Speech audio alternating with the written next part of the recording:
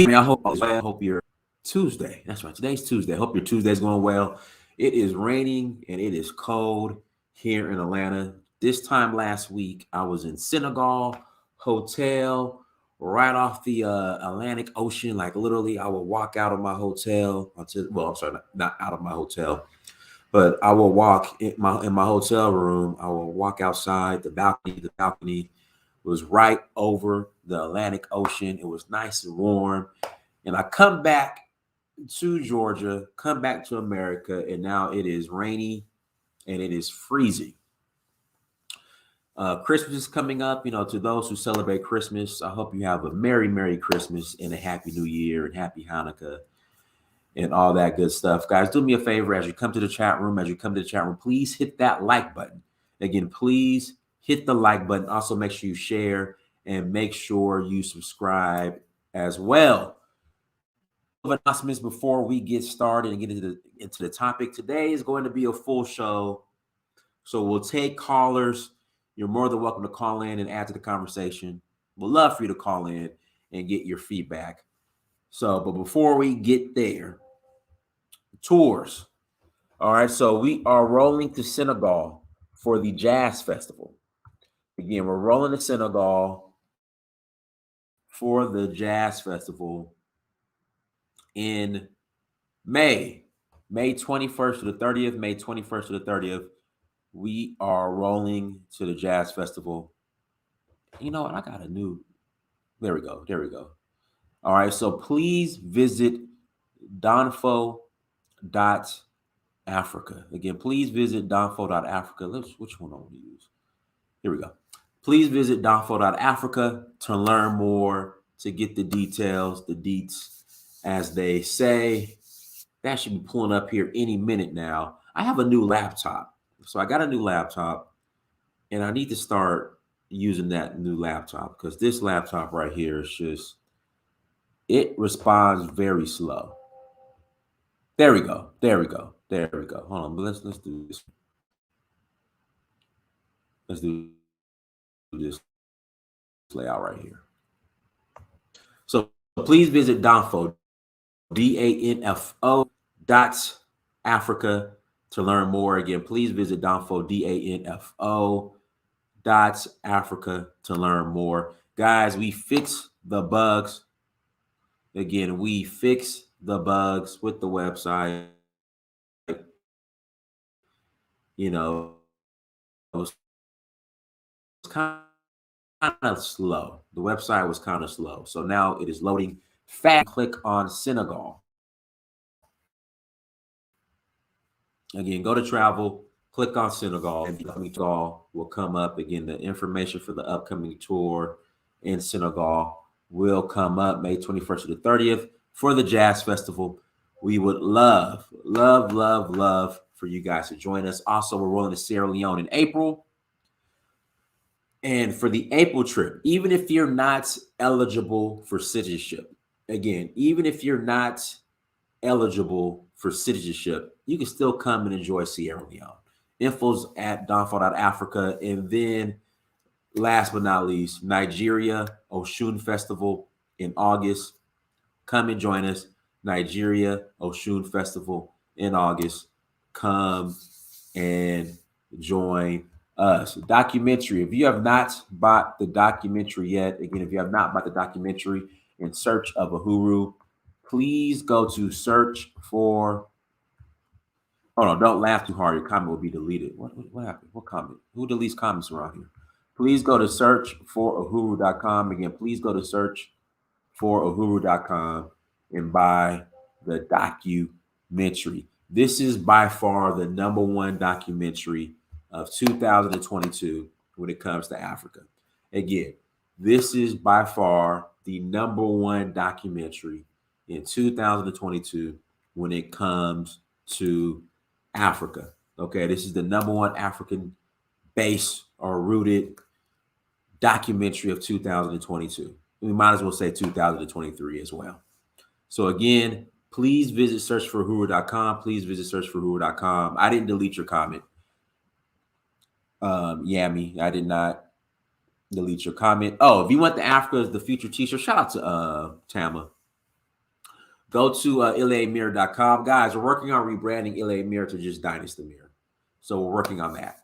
But go to amirdynast.com. That's ILEAMIRILEAMIR.com. Go there and you can buy all your gear. Everyone, thank you so much for joining. Thank you so much for supporting. Once again, hit that like button. Let's jump into today's topic. Faizon love. You know, Faizon love. Smoky. Playing with my money is like playing with my emotions. Or did he say messing with my money? Messing with my money is like messing with my emotions, Smokey. Big worm. Here we go. Big perm. Big worm.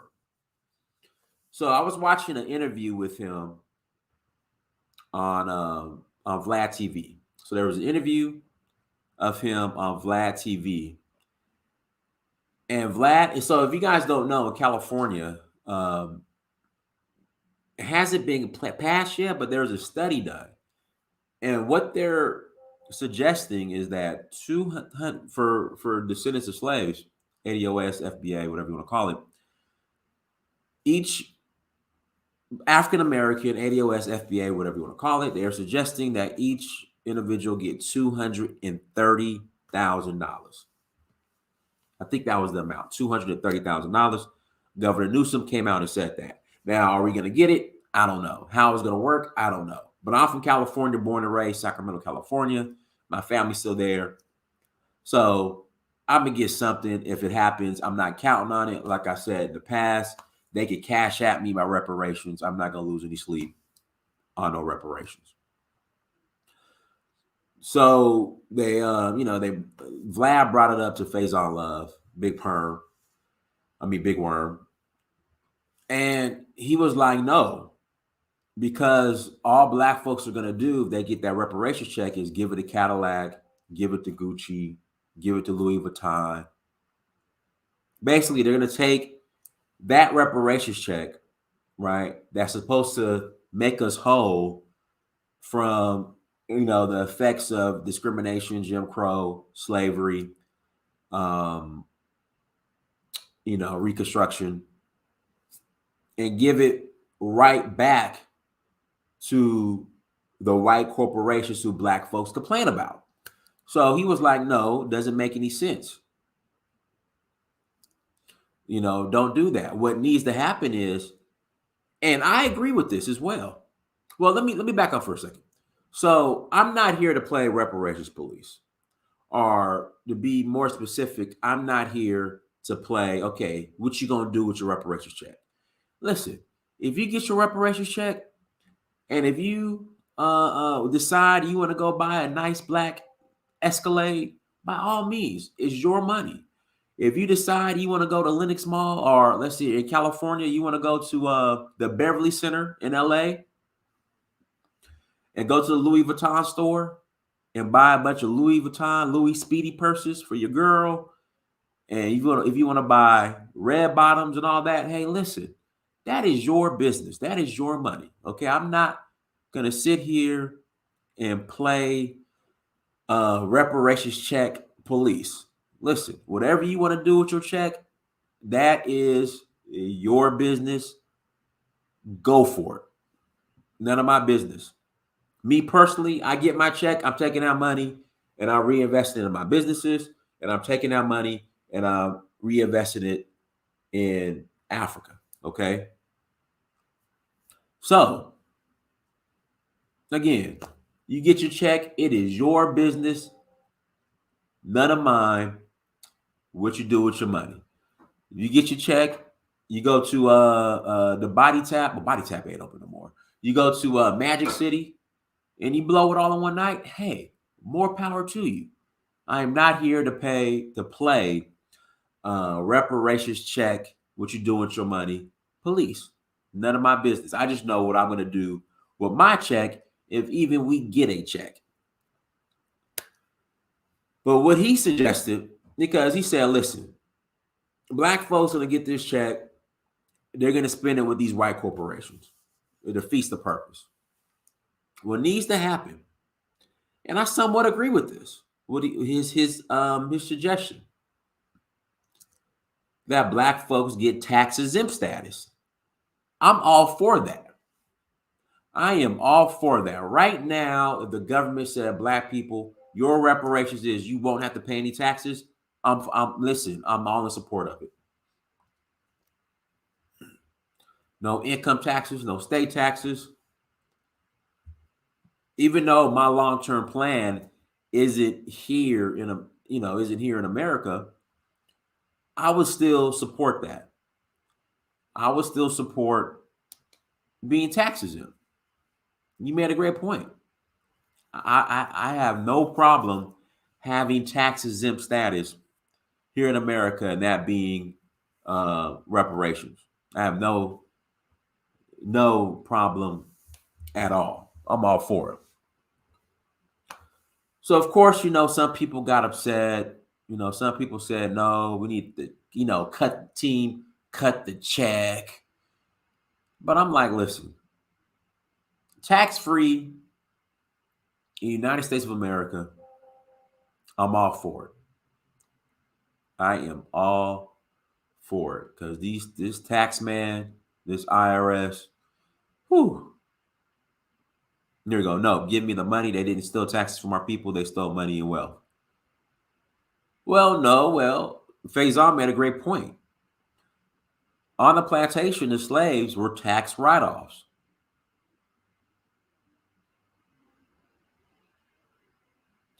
So, slave owners were able to, tax exemption ideas unconstitutional would be overturned.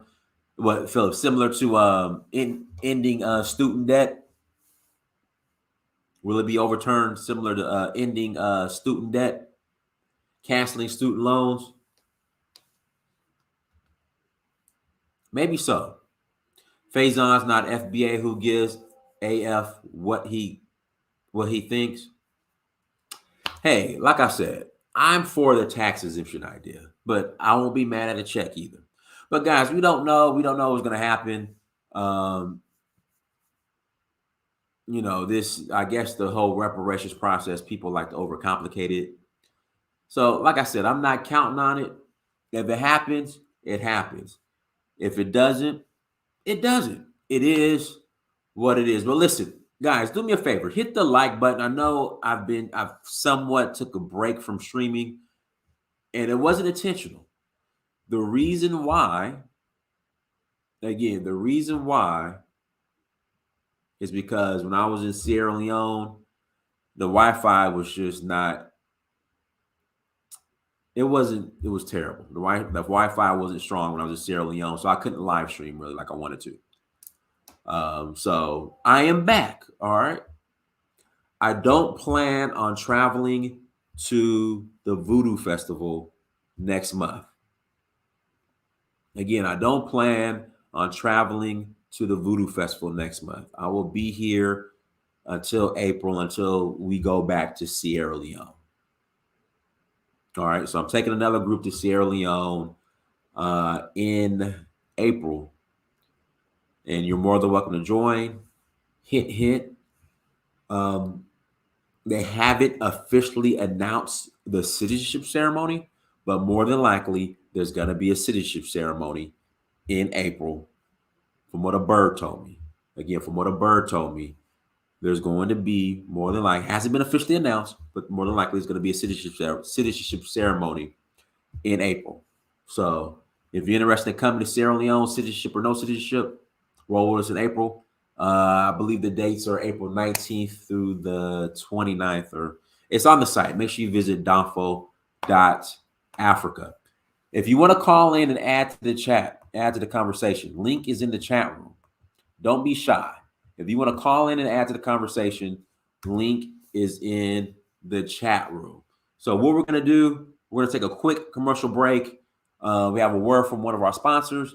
Guys, click on that link, come and join the conversation. We'll be right back.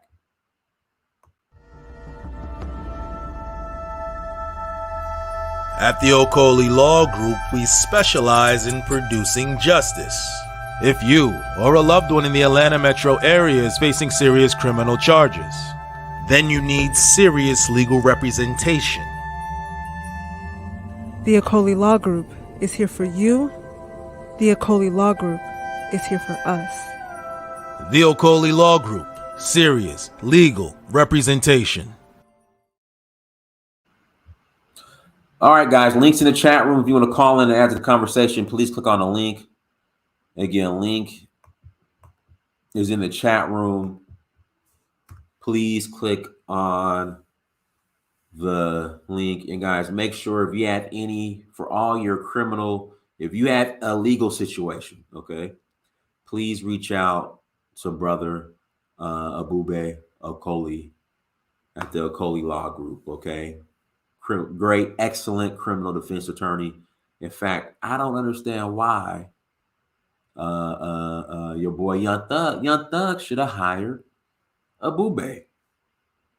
Again, Young Thug should have hired Abube, to represent him. But guys, links in the chat room. If you'd like to call in, please click on the link. Also, somebody's asking in regards to running ads. Yes. If you're interested in running ads on my platform, make sure you send me email. Go to searchforuhuru.com, send me email. If you're interested in running ads on the platform, please visit searchforuhuru.com. Again, please visit searchforuhuru.com, and we could discuss you running ads here on the Search for Uhuru podcast.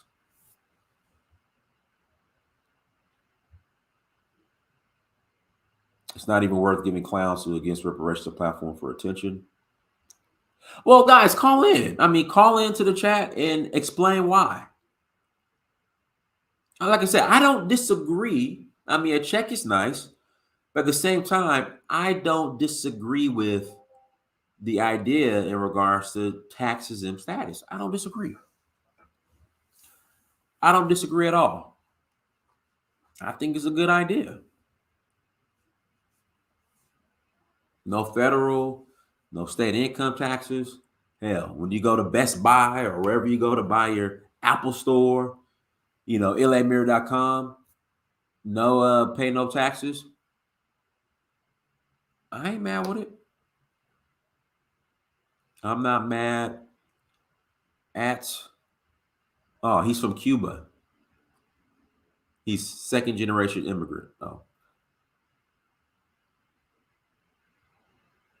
Okay. Well, guys, links in the chat room if you'd like to call in and add the conversation.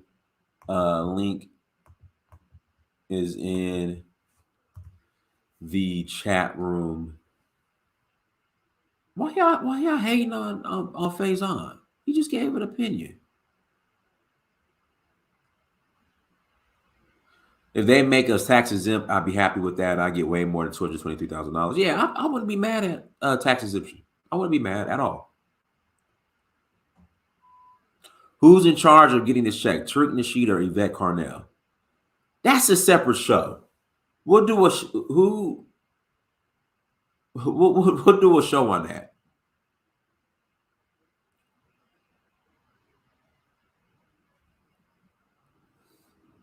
We'll do a show on that. We'll do a separate show on that because they're definitely not working together. All right, they're definitely not working together. I know they somewhat bump heads. So again, they're definitely not working together. Guys, a word from another one of our sponsors. We're going to take a quick commercial break. Hey you guys, it is your girl Alexis Fowler coming to you with a special sale of 40% off all of my services when you use promo code VIP40 at alexisfowler.com. As a brand designer and consultant, I provide services like digital art, logo designs, packaging designs, web designs, social media flyers, and much more. If you're an entrepreneur with a business or a startup company and you need help with branding and graphic design, make sure you take advantage of this opportunity with 40% off using promo code VIP40 to get 40% off on all my services at alexisfowler.com.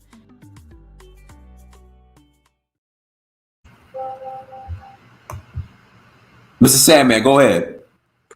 Yeah, how you doing? Hey, I'm doing good, man. How are you? I'm doing fine, thank you. Yeah, that tax exempt status thing is real interesting.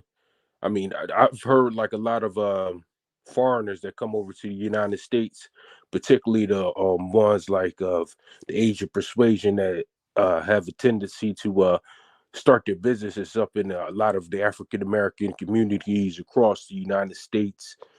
I don't know how true this is, but I hear they get tax exemptions so that they can start their businesses Well, throughout. it's funny. So, Mr. Sandman, it's funny you said that. So, I have an import-export license in Senegal, right? Where I can import-export things to Senegal.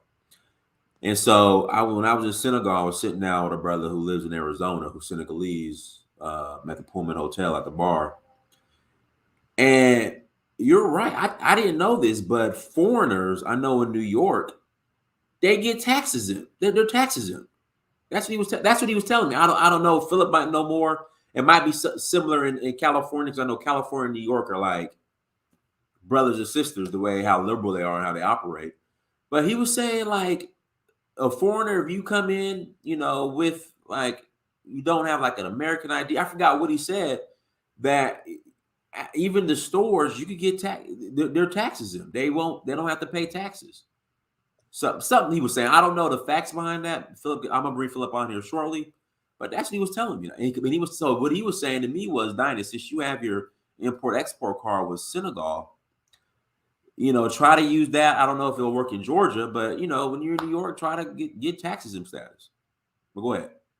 Oh wow! So you might even be able to use your dual citizenship to utilize the backdoor the whole tax exempt status to maybe utilize that in your Yeah, favor. right. I'm gonna see.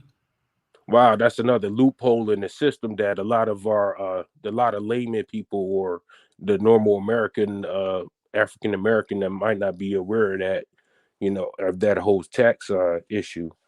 Um, Most of us, we're ignorant when it comes to a lot of the loopholes that's in our tax bills, and they purposely keep that information away from us so that they can continue to collect the taxes on time and stuff.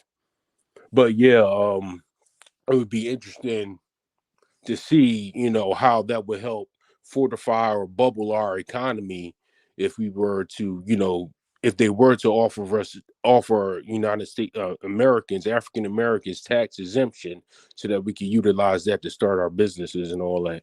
Yeah, that would be interesting in how that would help, thrive our economy. I know it would only be something that we could utilize for one generation, and then hopefully the next generation in the next 20 years would take our businesses and not squander the development that we would have over the next 20 to 30 years. But yeah, that would definitely be something that we could utilize to thrive our economic situation here in the United States for African Americans. Go ahead, Philip.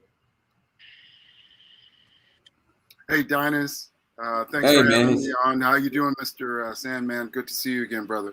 Oh, good to see you, sir.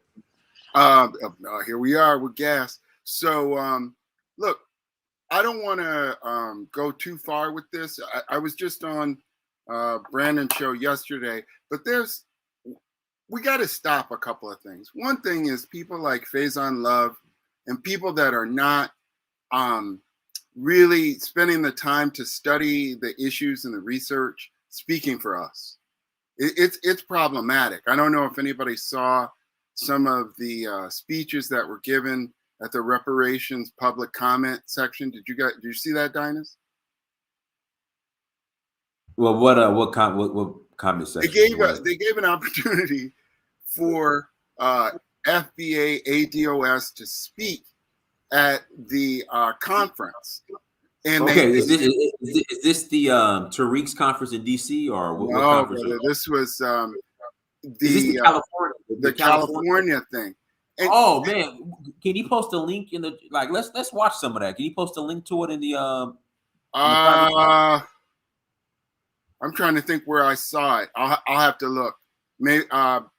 Maybe when I get off, I'll look and send it in the chat. Okay, sorry about that. But the point was, you had a guy there that showed up with the Moore hat on. You got another, and the reason why it became an issue in California was he threatened the quote unquote powers that be that they better give the money or else, and there was a huge backlash to it, et cetera, et cetera. I won't say that he sabotaged the whole thing, but he certainly set back the effort, and it's problematic, man. Dynas, you and I met talking about the reparations thing, about the standing and so on, and I just want to draw a line up under something, which is this conference that they just had with the African leaders. This is the moment that we've been waiting for, that I discussed with you from the very beginning, Dynas, where at that meeting, the State Department met and started negotiating with Congo and Zambia for rights to cobalt and copper, which are two things that the West and the United States need tremendously. And so they signed this memorandum of understanding about what that was going to be.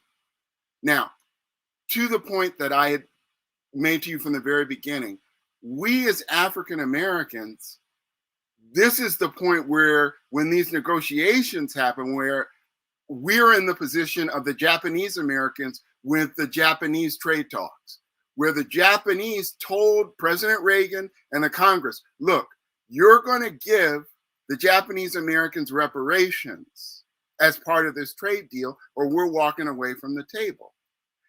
At the same time, you have Faizon Love going on Vlad and saying, oh, well, we don't want reparations, we want tax exemptions. What?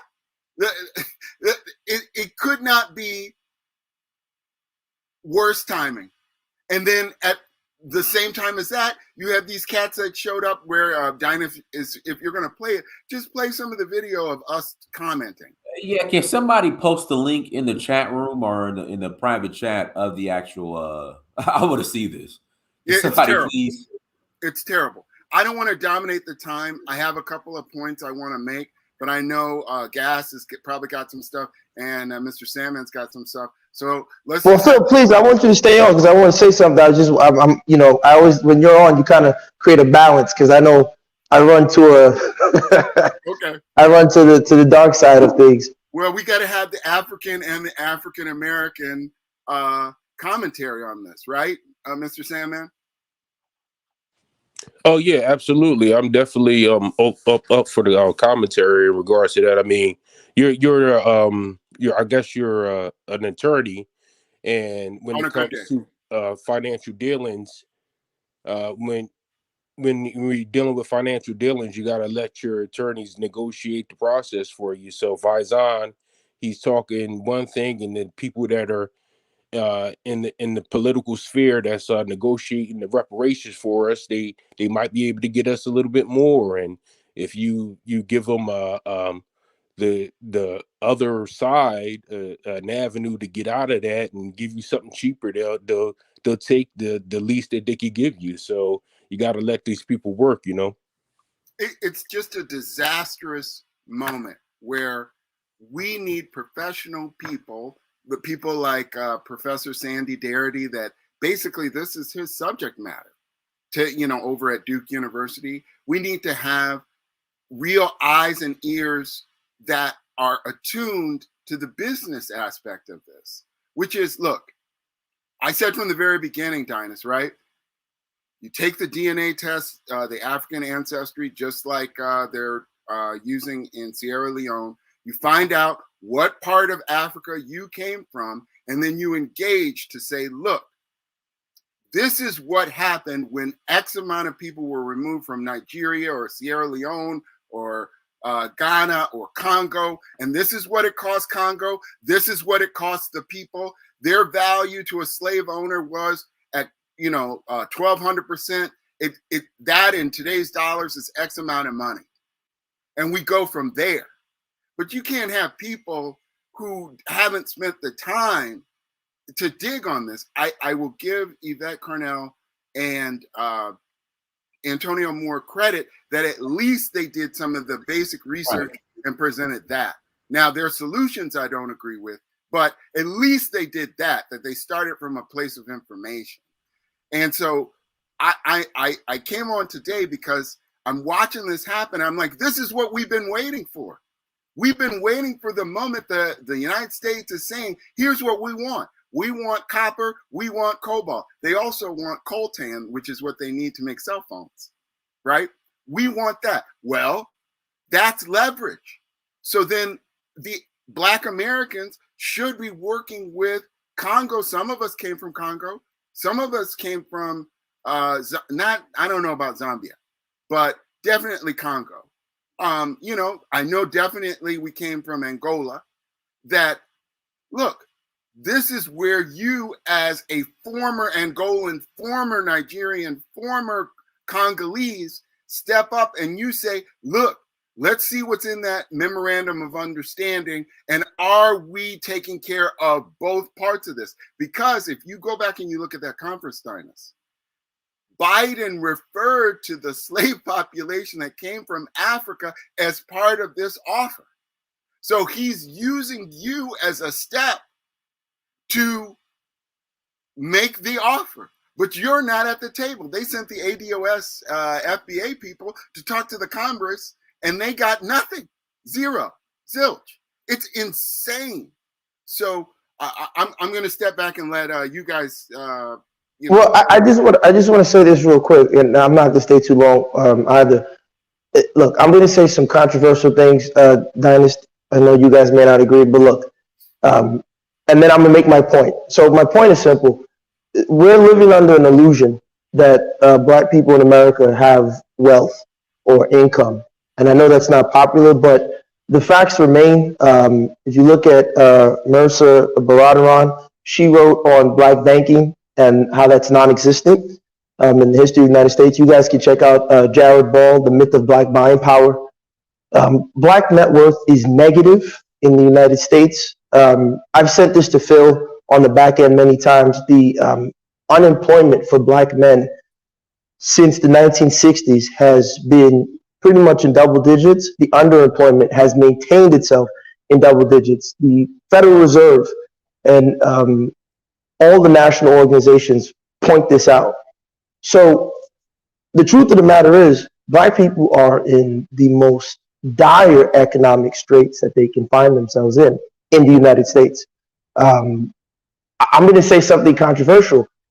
Nigeria probably, arguably, has more wealth than Black people in the United States, right? And so the reason I'm saying all that is, Dennis, you said something just earlier. Wait, let me finish. And then can you not just give me 2 seconds? I'm almost done, brother. I promise you. I got to interject. Chill out. Gas him up. I've been saying that for the longest in regards to, this $1.7 trillion spending power. I said I see more wealth in Nigeria than I do here in Black America. But nah, Dynas, man, that's not what the numbers say. I'm like, dude, I'm in Nigeria. Like, I see way more wealth in Nigeria than I do amongst Black America. But go ahead. No, well, that's because they're presenting these myths and people aren't taking the time to research it. But the other part is that you said something that Faizon said. He said, "Oh, these people are these people, the victims of this genocide, were a tax write-off." You can tell this guy doesn't know what the heck he's talking about because there was no tax write-off system during the time. And maybe Phil, you can tell me if I'm incorrect. Right? The IRC, which is the Internal Revenue Code, came about after the invention of the IRS. So there's no way in the 1800s and the 1700s you had a tax write-off system. What the heck is he talking about? And like Philip said, we have morons who get a mic. And so with all of that said, anybody who tells African Americans that they should not get their cash payment is an enemy to you, and you should be very violent with them. You should be extremely philosophically violent, because they are cheating you and they are trying to take away what is rightfully yours. Anyone who tells you that you are not supposed to be compensated for the just complete nonsense that you had to go through in this on the shores of this so-called land is an enemy to you. You need cash so you can shore up. I don't care if it's whatever. They say, oh, you're going to go buy rims. Who cares? What's yours is yours, and you deserve it. Well, The facts are there. That's all I wanted to put out there. Yeah, I just wanted to say that there's a difference between being rich and being wealthy. Like a lot of our basketball players that make millions of dollars, they're rich, but they're not necessarily wealthy, because a lot of times when they retire from their profession, they lose all of their wealth within a few years. Or if a black person or any person in the United States were to win the lottery, for instance, the majority of those people lose the majority of their wealth during their lifetime. So there's a difference between being rich and being wealthy. Being wealthy is something that people or black people in the United States don't really have a handle of, because we can't create our own money. We don't have the means.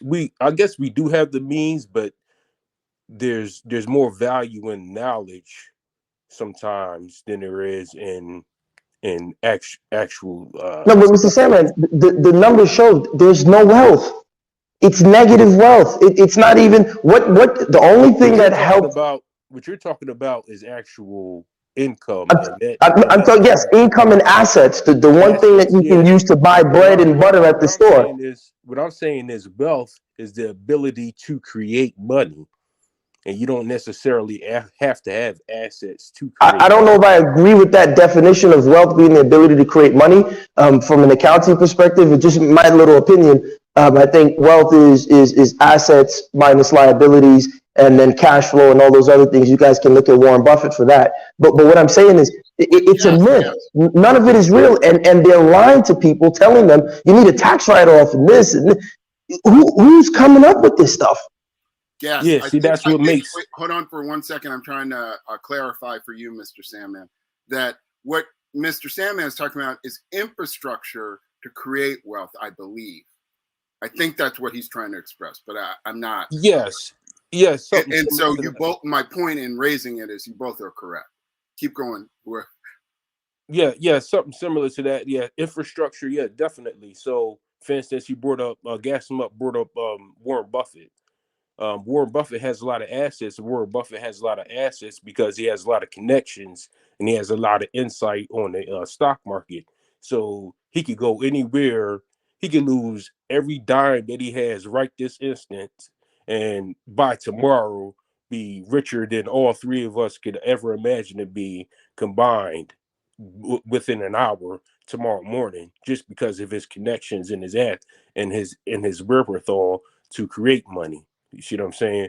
So that's what we don't have as African Americans or Africans in the diaspora in general, is we don't have that ability to. I guess we do have the ability to create money, but it's that inside connections. But creating money, that's an inside, that's if you have your own state. Black people in this country don't have their own state to run. So if they are citizens, they should be given the full rights of citizens. And what happened to Black people in this country, that genocide needs to be addressed. They need to cut the check for them so they can at least get on some sort of footing and build something for themselves. Anybody, I'm going to repeat this again, anyone who tells you you don't need a cash payout because you're going to go buy rims, who cares?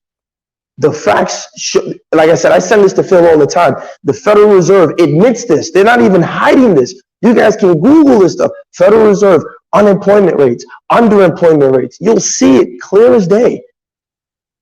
And for a guy like Faizon Love to come out there, it just shows. And I told this to you, Dennis, I was on our show before. We got to throw these people in the trash can. Why is anyone listening to these celebrities? Whether they play basketball, whether they rap, whether they sing, who cares what they say? But gas them up. We can't because we don't. There's no punishment mechanism in Black America where, you know, what can we leverage? No, you know who we go after? People like Herschel Walker, Ben Carson. That's who we go after. But like the real clowns, they get a pass. Well, Dynas, this is the point that you and I have been working on, you know, behind the scenes and so on. We need this merger of Black Hollywood people with Nollywood like fucking yesterday. Sorry, I cursed. But we needed that. And the reason why is because these people need to be focused on creating media projects, not on commenting on social issues. That ain't their lane. Most of them are high school at best graduates. Some of them are college graduates, but most of them are not. And we can't have Faizon Love and people like this getting a big microphone and saying stuff that is completely unhelpful. By the way, Dynas, I think you saw, I sent you, Yvette was the one, Yvette Carnell had posted the article with the embed of some of the video. So I don't know if you clicked on it. You can play it there. You're muted. Yeah, I don't want Yvette to flag my No. Just click on the article itself. There's an article There's an article. Okay. Yeah, she posted it, but there's an article embed that has the video in it. So if you I don't see it. I don't see it in here. Okay, Did so you put it in the private chat? Did you put it in the private chat? No, I texted it to your phone. Oh, okay. So can you put it in the private chat? I couldn't. Guys, I can play it. I couldn't. Because I'm on here. Okay. I couldn't pull it up. It's too much. Okay, no worries. I'll do it right now. Yeah, I sent it to your phone. But look, this is the moment, guys. We've been waiting for this for at least since the dialogue spike 2 or 3 years for the ass to come from the West for the things that they want. And then we have to be engaged like Dynas is doing, like O'Shea is doing, like Go Black is doing, like Brandon is doing in the economies of these countries at a level where it makes sense for them to say, you know what, you need to take care of our people over in the United States or in Jamaica or whatever. Why? Because all of those people came from the kingdoms within these countries in Africa. We are part of that. But what the problem is that you have a group of Black Americans here that don't have full citizenship, you know, and we can go over why I say that don't have full citizenship, trying to leverage their citizenship to try to get reparations. And that's not how it works. I sent Dynas also on your phone. I had a chart of all of the nations that have given reparations or received reparations from the United States. And it also shows Black Americans and what they got. And each one of those nations, whether they were Native or they were the Japanese or the Hebrews who received it through Israel, that they had a nation state at the trade table leveraging that for their diaspora to get the money. And that's how it's got to be. Folks, look, whenever I think it was, I'm trying to think, I think it was John Henry Clark where he made the analogy, a zebra. If you have a zebra and you put that zebra in the United States, what's it called? It's called a zebra. It's not called a zebra American. It's a zebra. Well, the same thing. If you take a Chinese person and you put them in the United States or in Jamaica or in London, they are Chinese. They, whatever that hyphen thing is, they're Chinese. And what needs to happen with us is we need to accept and the easiest way to do it is to do that DNA test through African ancestry, which will take you all the way to the tribe, right, Dynas? Dinus? He's looking. That Correct. It'll take you down to the tribe that you belong to, and that you're Nigerian, or you're Congolese, or you're a combination of whatever it is. But we got to get there. We're African, period. All the stuff that happened after that, fine. But you're African. This other stuff of the hyphenated identity, it's not going to work. It doesn't work. You're one of the biggest problems that we have is we're trying to mimic white America, white American families, white American values, white American whatever. And we don't have the wealth. We don't have the intergenerational wealth. We don't have the salaries. We can't do it. It just isn't a real thing. It's a pretend thing. And you have these people that are wheeled in front of us, whether they're celebrities or they're athletes, and they're saying, oh, you guys are winning. Meanwhile, the median income for a Black household is $37,000. This is insane. Yeah, this is it, Dinus. Play some of this video. It's incredible. Yeah, I don't know why. So I have my new laptop here. I don't know why I didn't use my new laptop, because this laptop is laggy. All right, here we go. All right, let's scroll down real quick. And then after this, we'll pass.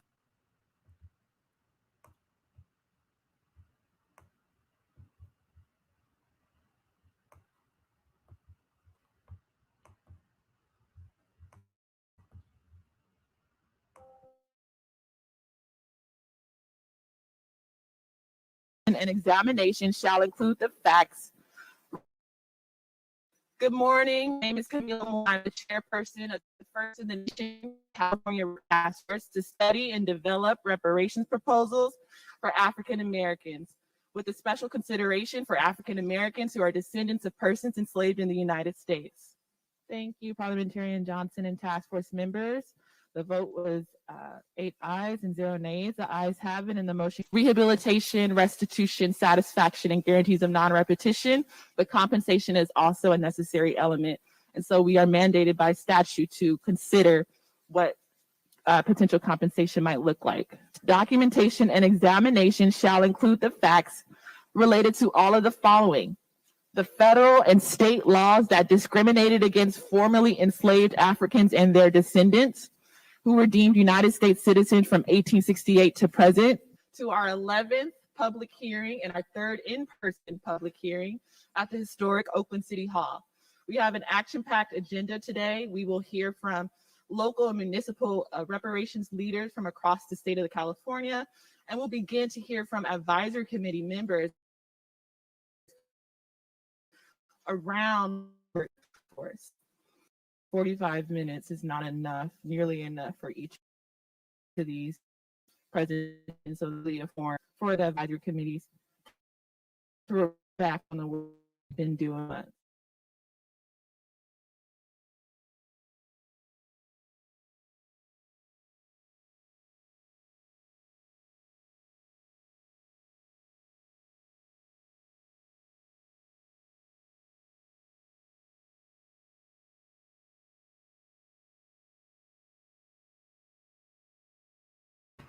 Okay, so there's no video of it. It's just article. No, it didn't have the. I thought on this, they had the public commentary section. It didn't. Maybe they cut it. It's not on there anymore, Dinus. Like they had the introduction, and then they actually showed what the people. Nah, it's just that was the only video. They might have cut it now. That's a different video now. Yeah, they may have cut it. So Dion Jenkins hip hop. Okay, let me see if I can find it on YouTube. But go ahead, Chrissy. Mm-hmm. Yes, hi everyone. I was listening and hearing what Gaston was saying, and I don't know. Chrissy, yes, you gotta mute yourself. Can you? I'm talking. Can you hear me? Can you hear me? Yeah, we Hello? hear you. We hear you. Go ahead. Yeah, it's probably on my end. Okay. No, I was listening to what Gaston was saying about if you don't agree, then you're an enemy, and I don't know. Maybe that's how it will be classified. But I think that cash payments should be a part of it, in my opinion, in my Heather opinion. But I don't think that it should be fully cash payments because the relationship Black people have with money, they're going to give it back to the white community. It is not your money, it belongs to future generations as well. Yvette Carnell once said the same thing I'm saying, that it's a seed, right? To ensure that future generations are not going to be in a state of perpetual poverty. So this idea of it's my money, give me my money, I can do what I want with my money. They're going to be future generations after you've blown your money, quote unquote. Your children and your grandchildren, your great grandchildren are going to be talking about how the previous generation failed them because they tricked off all their money. We are not a people who have managed large amounts of money, right? The small amounts that we have, we tend to not manage very well as a collective. So the idea of putting 200K in the hands of a person who couldn't manage 30K and thinking it's going to pan out well is just a recipe for disaster and embarrassment. You know, I think that there should be a form of cash payments. There should be trusts associated with it, land, training associated with it, so that people who want to start businesses can do so and know how to do so correctly so that businesses can be sustainable, that they can be something that the market needs, how to get into various industries. There's a lot of training that needs to take place, or people are going to take advantage of you, or you're going to blow the money and then your children are going to be in poverty. So that defeats the whole purpose of reparations. You know, so yes, a form of cash payments, but to protect Black people from themselves, trust, land, training, financial literacy. I don't see anything else that works. And even the mindset already, the whole my money mindset says all that needs to be said.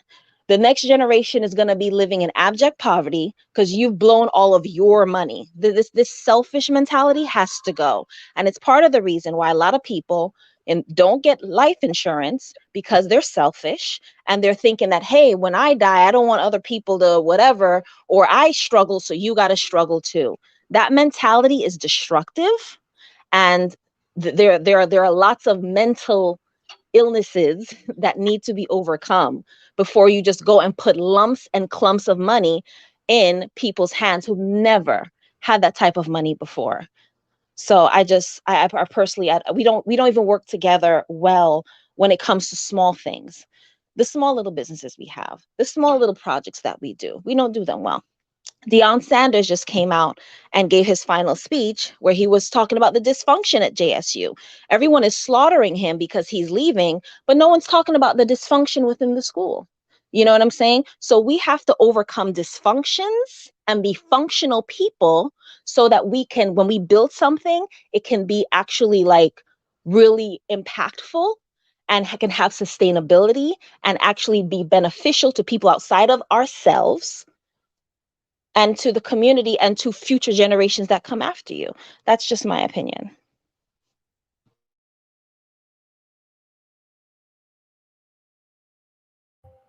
I think I found a video. Let me try to play it real quick. Give me a second. And guys, sorry for the technical difficulties. And as you come to the chat room, please hit the like button again. Please hit the like button as you come to the chat room.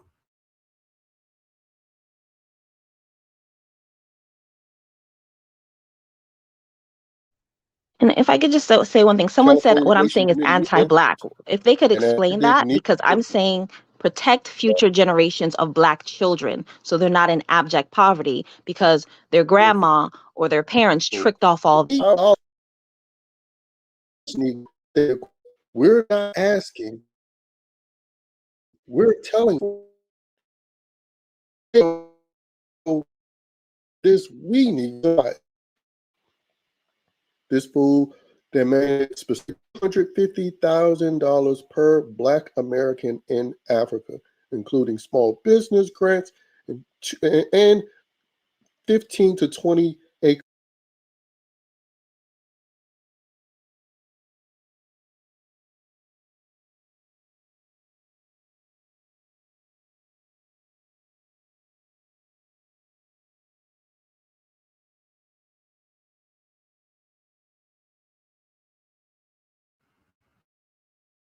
This thing was 8 hours long.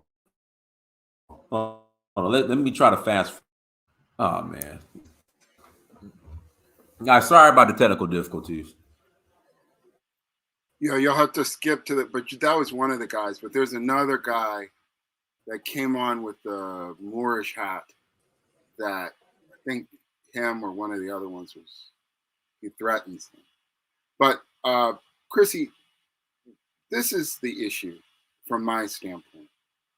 Number one is I understand what you're talking about. I'm not going to play ignorant that the level of sophistication regarding money.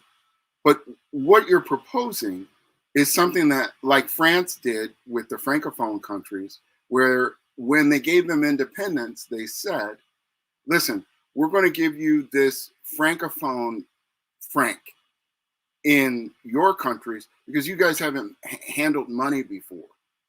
And so, the schools and Blaine. Excuse me? Oh, that was the video. But so what it essentially is saying is, you Black African person, you're not sophisticated with money and you can't be trusted to make good money decisions without our paternalism. Now, I don't ignore the issues that you're raising, but no other group did that happen with. When they gave the natives, whether it was the Seminoles or the various ones, they didn't say, also, we're going to hold this money in a trust for you, and we got to make sure that you don't spend it all in one shot. Some of the tribes invested in the casinos and various things, and some of them blew their money. That's just how it went. When they gave the Jews money for the Holocaust, they didn't say, we're going to hold this in a trust in Germany or Switzerland or whatever, although they did have to apply. There is an application process that the United States got involved with. But my point is, it's ignoring the elephant in the room, which is that as Black American people, we have to do better with our families and do better with our people. And we can't ignore where we're at. We have to go and fix that now of, look, you got to be able to handle your money. You're an adult. You can no longer not control your own destiny. So I don't know what that process would be, but I think it could be developed amongst Black people. I believe in Black people enough to be able to do it.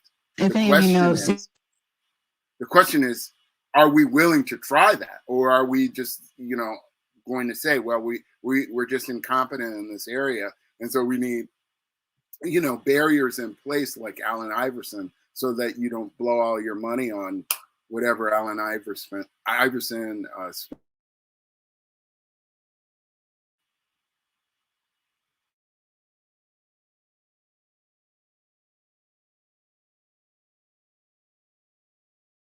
Discovery Kingdom is in the middle of a Black community. So highway expansion, bunch of large scale construction projects in Black communities, destroying them. 2012, Vallejo School District was under receivership beginning in 2004. From the state of California, but particularly school fights. So there were legal battles where parents were suing the city and the county for actually not intervening when there were school fights at Vallejo High School particularly. So many Black youth not feeling safe at the schools. Children had been murdered at the schools in Vallejo and not really having adequate safety or resources to address it. Do you want to add anything? But yeah, you can look at our testimony in our town hall. ETM Media Group live streamed it, and just so much powerful testimony. Thank you. D'Artagnan Scorza, if you can just briefly detail the lineage verification process with the law firm that you all partnered with. Yes, absolutely. Thank you, Madam Chair. Happy to share with you all. I sort of went through it pretty quickly, but we here in LA County went through an extensive process to examine the determined legal areas. Yeah, I don't see that guy, but one second. Let me try to find it. steps in terms of the due diligence we need to engage in. So we did retain outside counsel to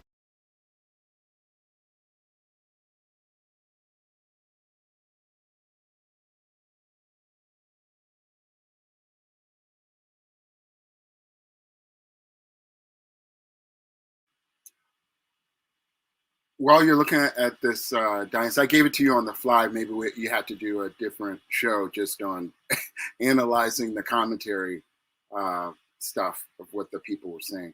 But I don't know if Chrissy can come back.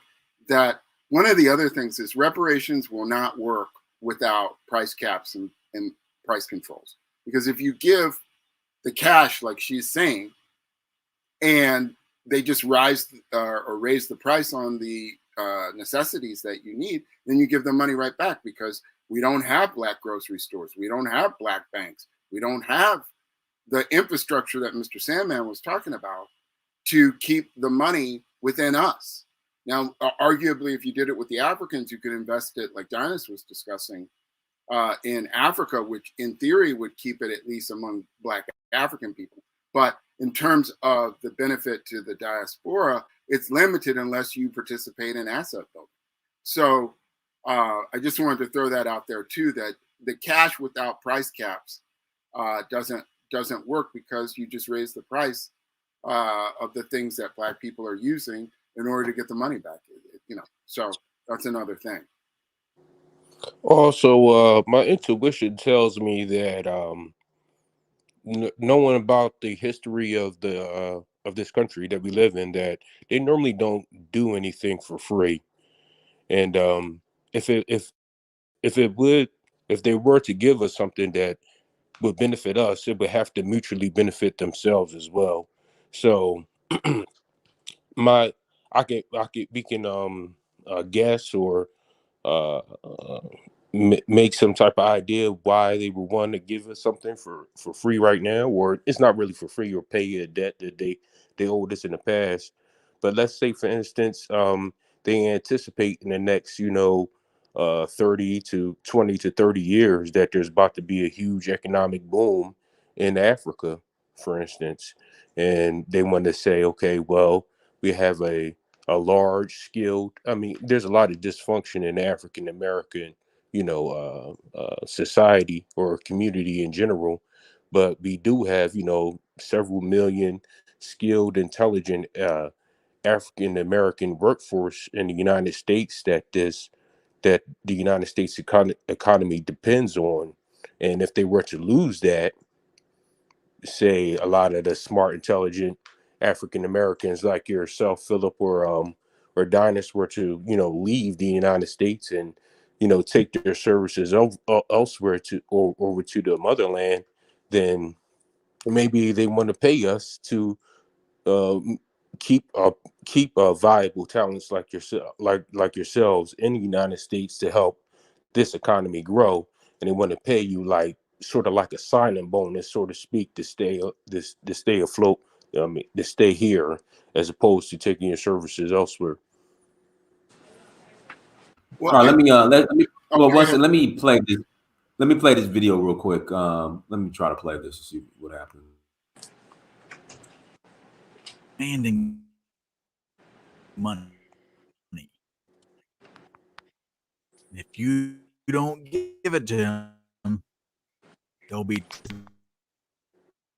on Jenkins is $800,000 for every black resident. You comply, be a serious backlash. Backlash, you said. Them burn down cities. Yeah, I can't find the part that you're speaking about. That was one of them where he was talking about the backlash. Right. But I'm just going to bounce out of here. I just wanted to make this last comment, because some of the people in the chat think that this is a begging expedition. Look, what we in the case of California, if you notice, they said 1867, I believe, forward. So that's not slavery. That's Reconstruction going forward.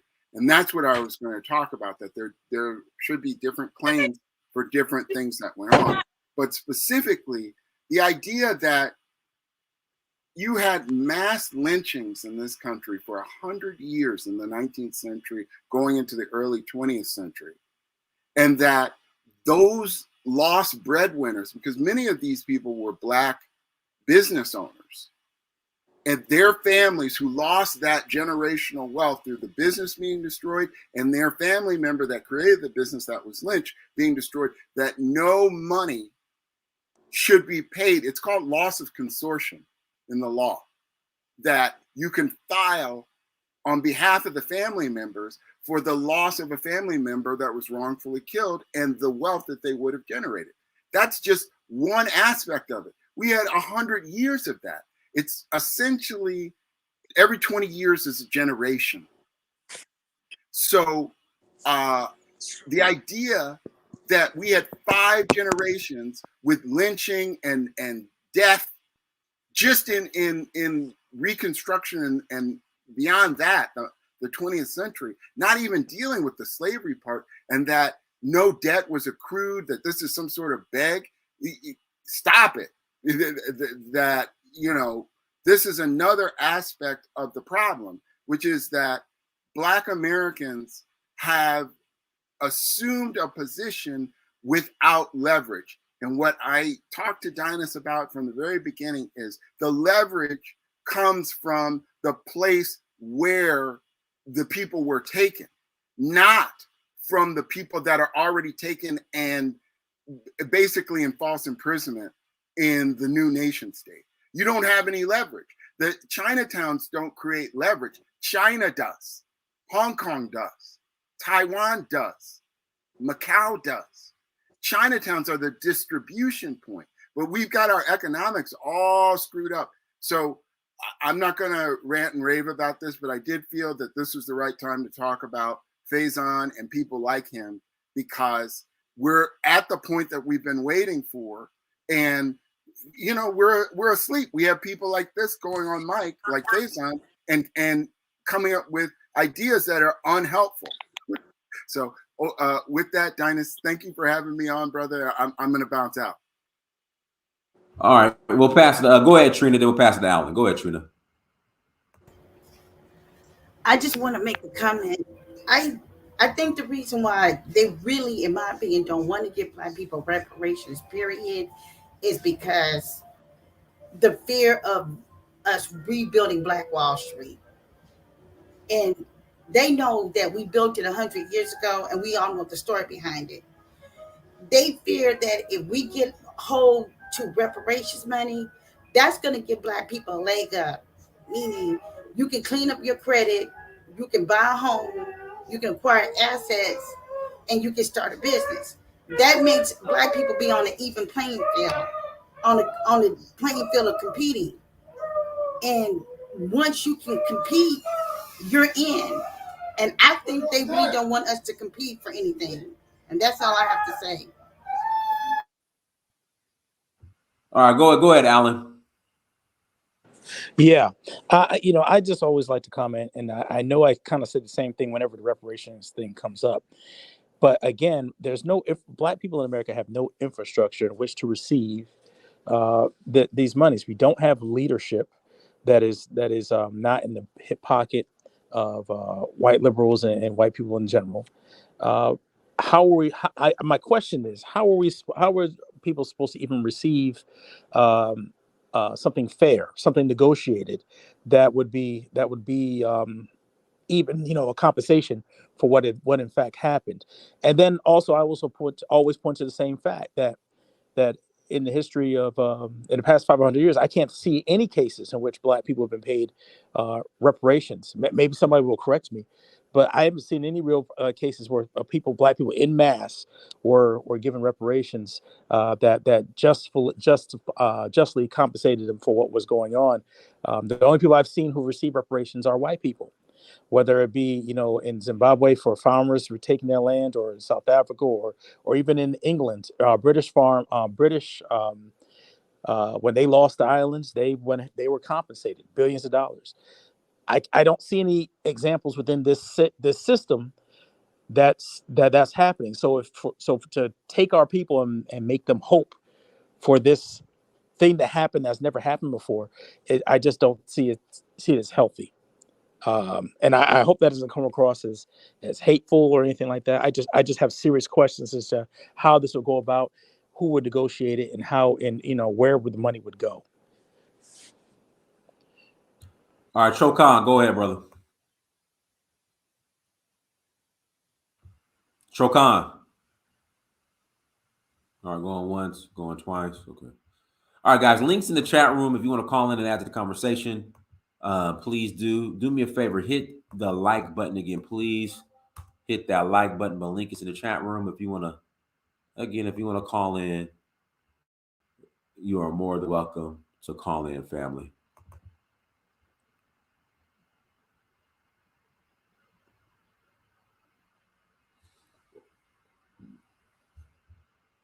Yeah, y'all sure do hate Faizon love. But guys, we'll take a quick commercial break. I'm sorry. We will take a quick commercial break, a message from one of our sponsors.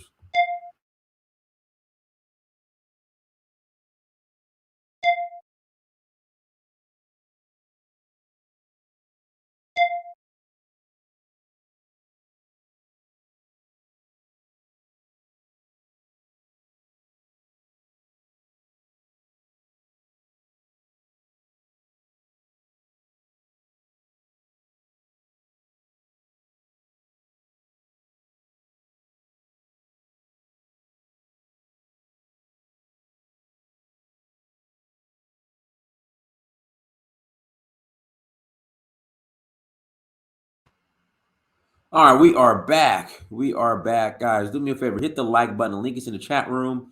If you want to call in and add to the conversation, Yana says you love Jade. There you go. You got people who love you, Jade.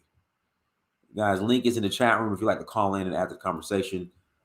Please click on the link in the chat room and you could call in and add to the conversation. Now, Alan, you're from the Bahamas, right, or Barbados?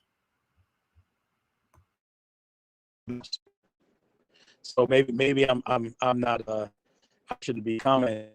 I just black people. Hey, you're breaking up. Better. I say you're breaking up. Okay, is it better now? Yeah, it's better. Go ahead. All right. Yeah. Again, I just have serious questions as to where this money is supposed to come from. Not just where it's supposed to come from, but how it will be distributed, under whose leadership. We don't in this country. What I've observed, you don't have any leaders who aren't, in some way in the back pocket of one political party. There's no leverage there to get anything.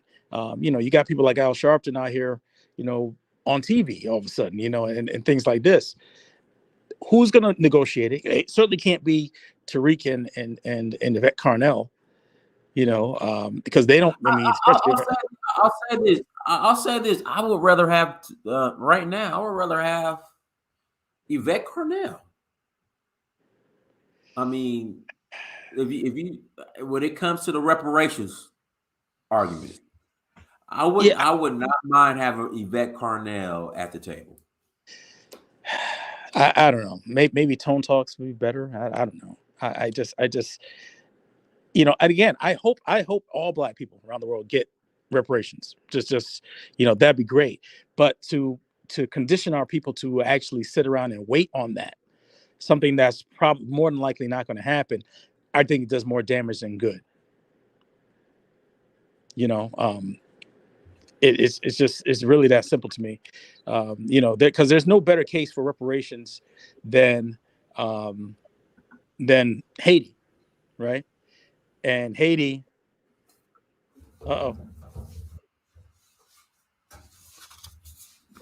Nah, turn your screen on, Lumumba. Turn your screen on, Lumumba. Nah, turn your camera back on, Lumumba. Turn your camera back on, Lumumba. Don't you run. Don't you run, Lumumba. Turn your camera back on.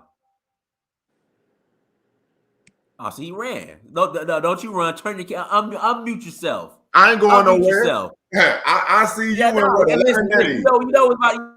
I see you in 11 days. Don't worry about it. You better have my money too when I'm pulling up. Down 75. You know what's about to happen in 11 days too. Yeah, okay. No, Yeah. you know exactly what's about to happen. Out in your backyard. That's what's gonna happen.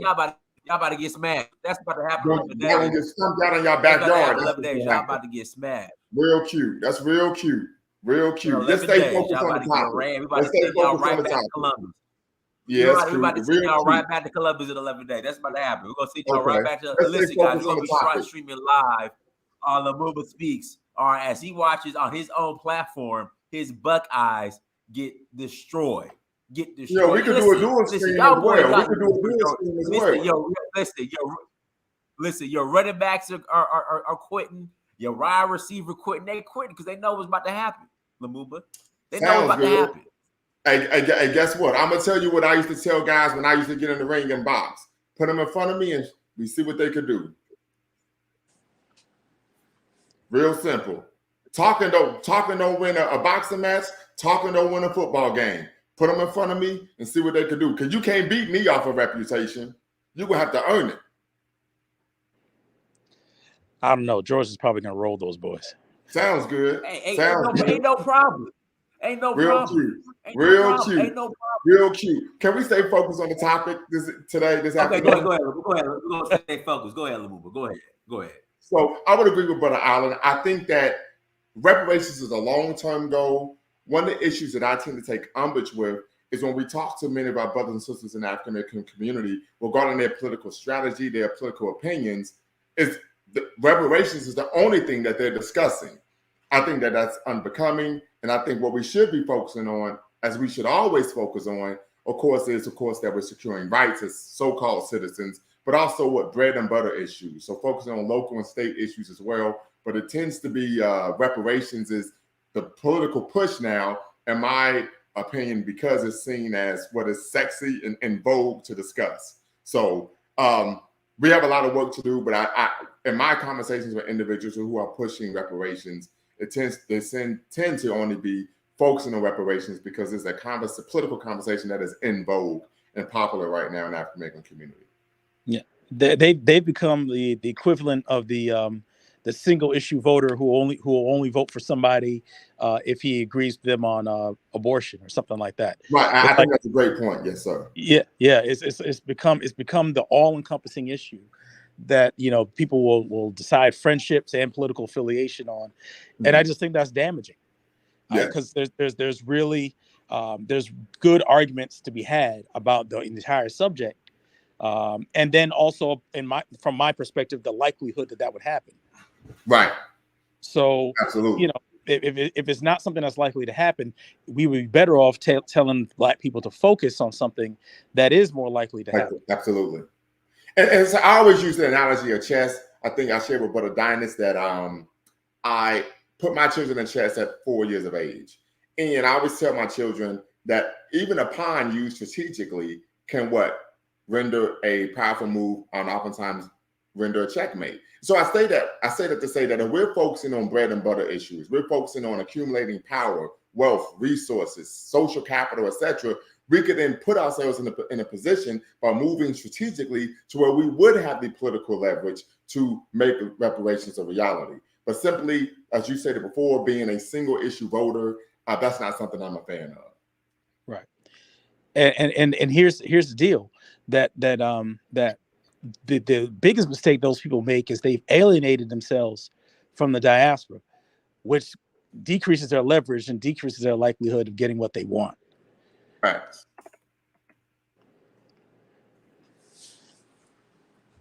All right, guys, links in the chat room. Again, links in the chat room. If you'd like to call in, please click on the link. If you would like to call in, please click on the link, everyone. But, oh, man, I cannot. Okay, I'm going to stay on topic. And that's cool. Look, I get it. Listen, I love it. I'm going to stay on topic. Look, when I used to box, I went up against a lot of guys. He's big, he's tough, he hit hard. But guess what happened? They get in that ring and things don't start going their way. And the next thing you know, they're looking up like, man, he's still here. Like I said, I've been there before. I fought 50 University of Georgias. And guess what? They all took an L. You haven't. No, you haven't. They all took an L. You fought Can I 50 say something Ball about State. that? You fought 50 Ball State. Real cute. Sounds good. It sounds good. You fought 50 Ball State. Sounds good. We got something on it. You know we got something on it. So I mean, fought 50. You good. fought 50 lost. Akron Zip. What's it? Akron Okay, Zips. that's cute. That's what you And y'all, fought. and y'all played 50 Georgia Techs. Florida's. Now you stutter. You sound like Magic Johnson. Okay, Georgia Tech. All right, you had Georgia Tech. What's really good? You sound like Magic Johnson as retirement press conference. You stuttering and everything. So let me ask you. You can have Georgia Tech. Okay. Let me ask you this question though, my brother. Let me ask you this question. What conference got 2 teams in the playoff? It don't matter. No. I just need you to answer the question. It don't matter. They both gonna lose. So it don't matter. They both gonna lose. So in all due respect, you answer the question. What does that mean? So in all due respect, you answer the question. We'll give you your moral victory. No, I'm just asking the question. Y'all got two teams. Share with me. You still haven't answered the question. It don't matter. That looks like a little guy to me. I think my son could take him out. He looks shook on us. You ask me. He looks shook on us. You ask me. It does not matter. It does not matter. My son would take him out. He easy work. Don't matter. You better tell him to get in the weight room. Because he's gonna have to deal with Super Marv. Marvin Harrison Jr. He's gonna have to deal with Super Marv. So yeah. But like I said, you still haven't answered the question. Let me ask you a question. Hold on. The respectful thing to do would be to first answer the question that was asked before you pose your own. The Big Ten. Okay, I got 2 teams. Okay, I don't know what that means. I don't know what does that mean. Okay, you got 2 teams. What does that mean? Okay. All right, go ahead. What's your question? What happened? What did Super Marv do against Michigan? What happened? He went over 100 and had a touchdown. But what happened? What happened in that game? No, you asked me what he did, and I'm telling you, he played like an All-American. He played like an All-American. Moochie T and Mike C. I'm trying to let you guys in, but your guys' devices are connected, so I can't let you guys in. So we should do a dual broadcast for the game, though. A who? A dual broadcast. Oh yeah, we could do that. We could do that now. I didn't know that. Yeah. That's fine. That's fine. That's fine. That's all right. That's fine. So they could so the people could see Ohio State get smoked on dual broadcast. No problem. Yeah, sounds good. You real cocky, real cocky. I like that in you. I like that in you. I like that in you. I like that in you. We about to push y'all around. We about to push y'all around. Your quarterback, he about to get just, oh man, it's gonna be. First off, that pass rush is trash this year. For real.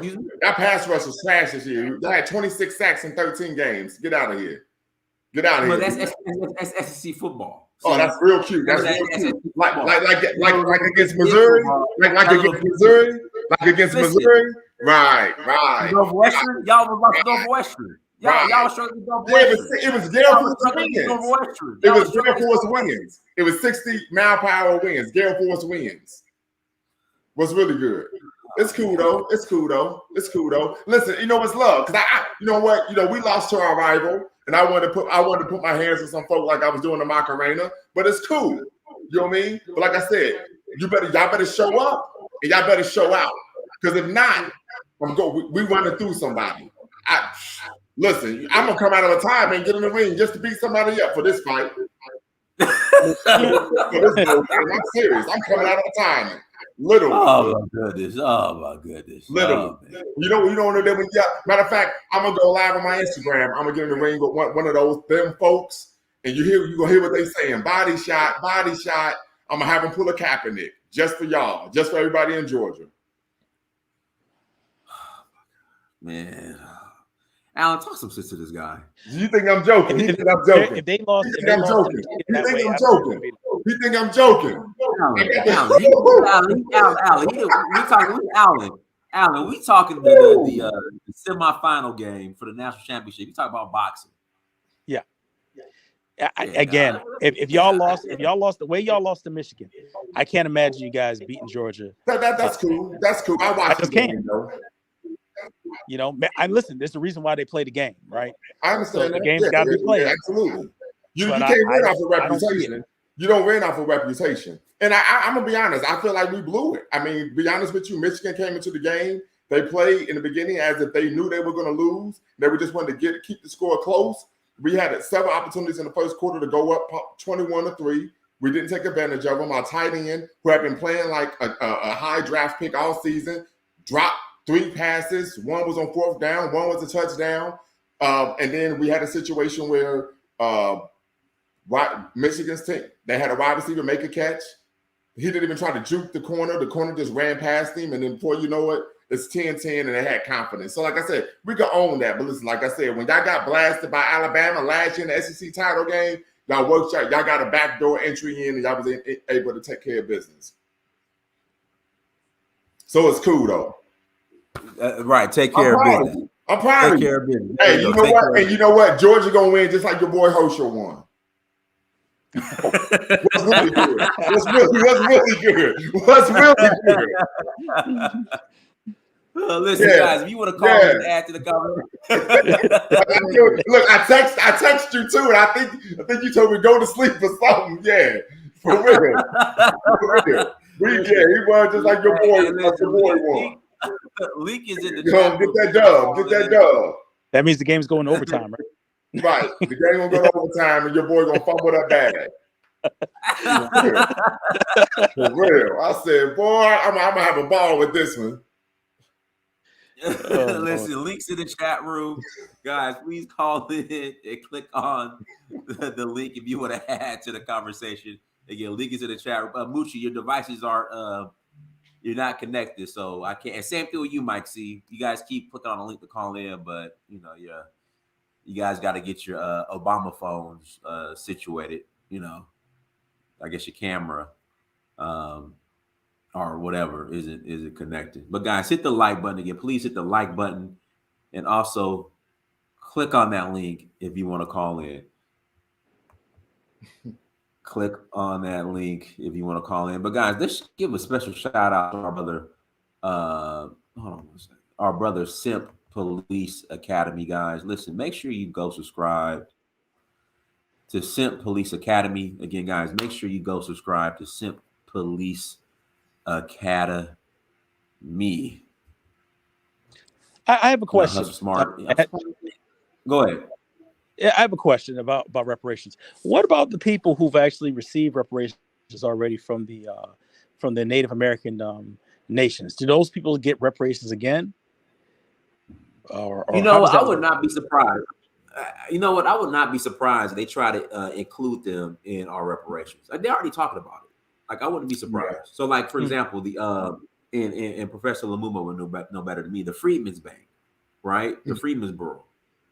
Yeah. So now, I guess Kamala Harris, she was bringing that up, how they want to reinstate that, and they're including everybody into it. What? Now?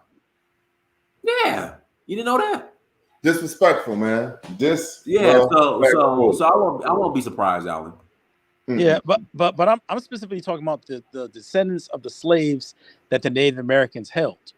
Some of those people actually got reparations from places like the Choctaw Nation and stuff like that. Some of those people actually received reparations already. Mm-hmm. So what do they do with them? I didn't know that. That'd be a Lumumba. Go ahead, Professor Lumumba.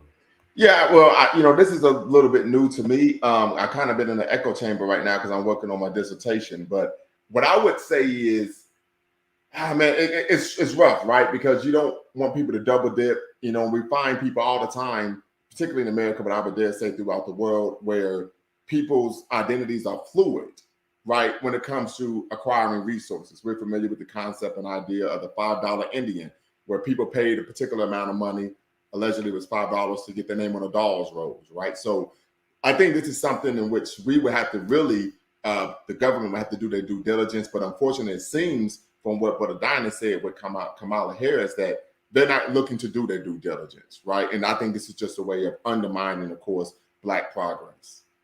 I got you. Go ahead, Moochie. Oh yes, hi Dinas. Long time, man. I was back home in Africa. So anyway, I just wanted to say I think Lumumba asked your question. I think the answer was 2. That's Michigan and Ohio State. So thank you, Brother Moochie. Yeah. Thank you for being a direct brother and answering the question directly. I appreciate that. I'm gonna need to have you on my channel as well. Yeah, and that's from somebody who went to Michigan State, so Right. you know how I feel about that. But, But but you do know that we have better universities up north. So most people down south, those UGAs, the UF, the Floridas, they kind of just get passed along. They get the major in basket weaving. And so I think that's probably why he wasn't able to answer the question directly. He probably had a proctor when he took his ACT, but we're not going to get into his personal life, right? I won't get Let's go. Let's go. I won't get involved with that. I won't get involved with that. But yeah, in Dynas, I did see. I had the pleasure to meet Phil on my flight out of Nairobi. We're on the same flight, and he had a group of people, people coming from Nairobi. Yeah, so that was cool to chat with him just a few minutes. Yeah, but so I'll say one. I saw your thing about Faizon. I mean, I think reparations are due to African Americans. I mean, that's a fact. Now, what form or shape that takes, I can't really say. But I mean, they are Jew. They are owed. I mean, the Jews got money after the Holocaust and all that. Japan got funds for reconstruction. So I think for a black person to even argue that reparations are the right thing to do. I mean, I don't know. It just seems foolish to me. Now, the other piece I want to touch on is, there was this money going to Africa, $55 billion. And I saw, the thing I don't get is Africa suffered big time, just like African Americans over here suffered big time. We don't have to, I don't think it's always an either or conversation, right? Like it's not a zero-sum game. It's not like, why should Africans get this if we haven't got this? Or should African, I think we can all get something. I think we can agree that both the African continent and African Americans here in the diaspora are owed something for all the wrongs and everything.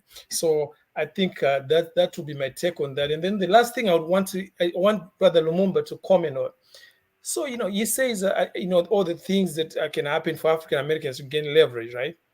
Now, how do you think African Americans are going to get more leverage when about 2 million people are coming through the southern border every month or something like that? I mean, like some ridiculous number of immigrants, and therefore they're diluting, the representation of African Americans in the U.S. I mean, how do you see that playing out in the long run? Well, I don't see it playing out well for African Americans. Now, as a Pan-Africanist, I have no problem with Black people from other parts of the world coming into America. But in terms of other racial ethnic groups, we do know that dilutes our political power in America, and so it's extremely problematic. And so, for me, as many who think like me, I'm someone who is against illegal immigration.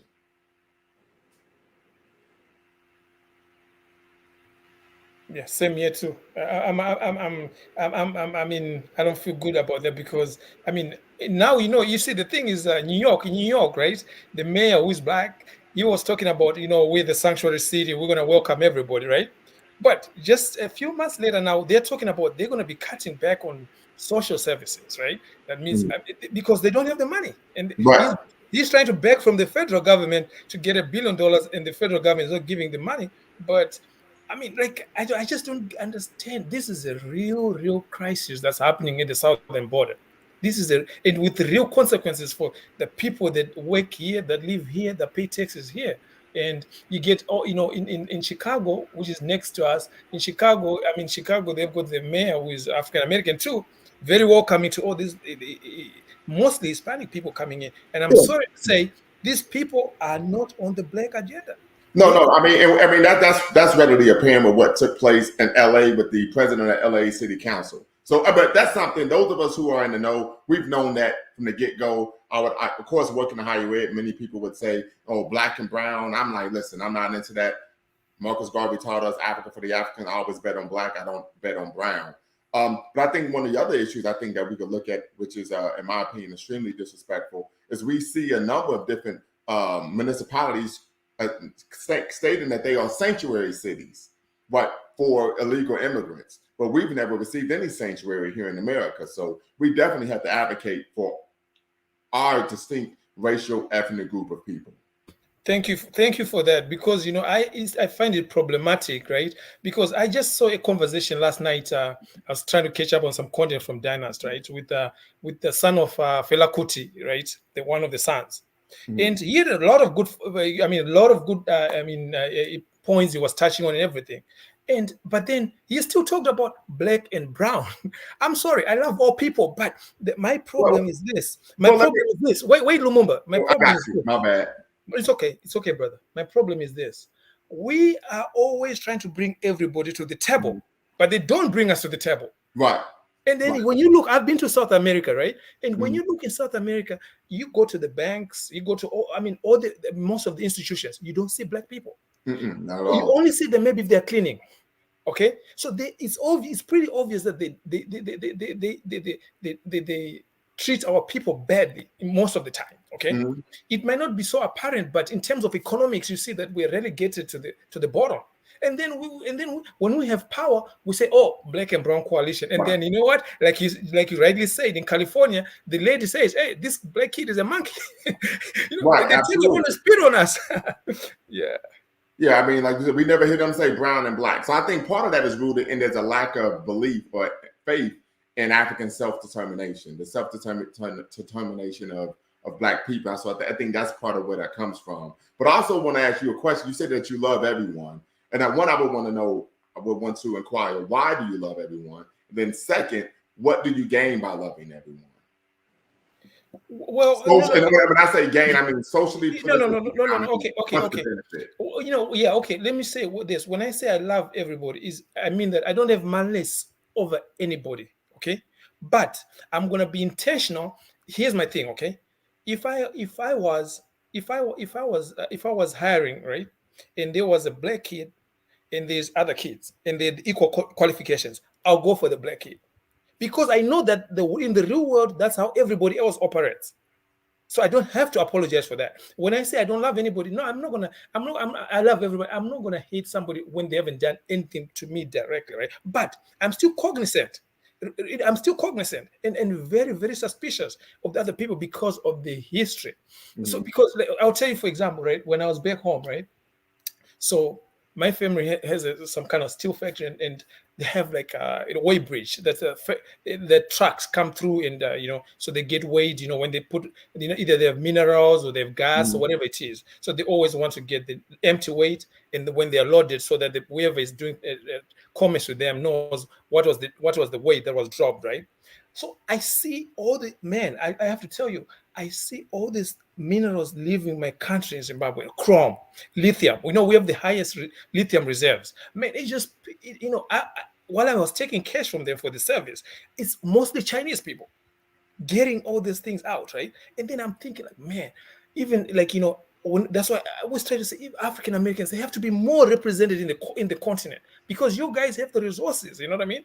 You could be mining and taking a lot of these things from Africa, right? And that would make me feel much better. But you know what? It's the other people that are coming into the continent and doing that. So but in that case, like, I can't stop them, because I mean, they're doing business. But I wish I wish it was our people, or African Americans or Caribbean, black Caribbeans doing that. Understood. But if you could if we could try to just kind of center very quickly on what is the benefit of loving everyone? What benefit comes from that? Social, political, or economic? No, I mean, I don't think of loving somebody and equating it to getting a benefit or no benefit. I mean, it's just kind of like, what would be the benefit of hating anybody, right? Well, hold on. If I could, so we don't want to move the goalpost. Yes. And start, discussing something else. To stay focused on the question: what is the benefit of loving everyone? There's benefit of loving everybody. I'm a human being, so I should love everybody. I don't. It's not about. Okay, why? What do you mean why? Because I'm a good person. That's how I was raised. Okay, but what does that have to do with loving everyone? Being a good person, what does that have to do with loving anyone? Well, I mean, I don't understand exactly. Maybe love is a strong word for you. Yeah, it's strong. I mean, love is serious. Okay, no. Okay, no. Okay, I'm just saying. Look, okay, here's my thing. Okay, if I walked outside, all right, and I saw somebody that's Caucasian, that's Asian, and they were lying down and they needed help, I'm gonna right away help them because they're a fellow human being. But what does that have to do with love? But what does love mean to you? Love is intimate, it's deep, it's personal. And I say this, and I've always been this way, so don't think that I'm just being contrarian for the sake of being contrarian, right? But I ask that question because we hear that type of rhetoric a lot, right? And a lot of people who have studied or the ideology of Dr. King, you know, Dr. King talked about loving and this beloved community, but I think that is extremely dangerous form of way of thinking. Dr. King talked about love without power is sentimental and anemic.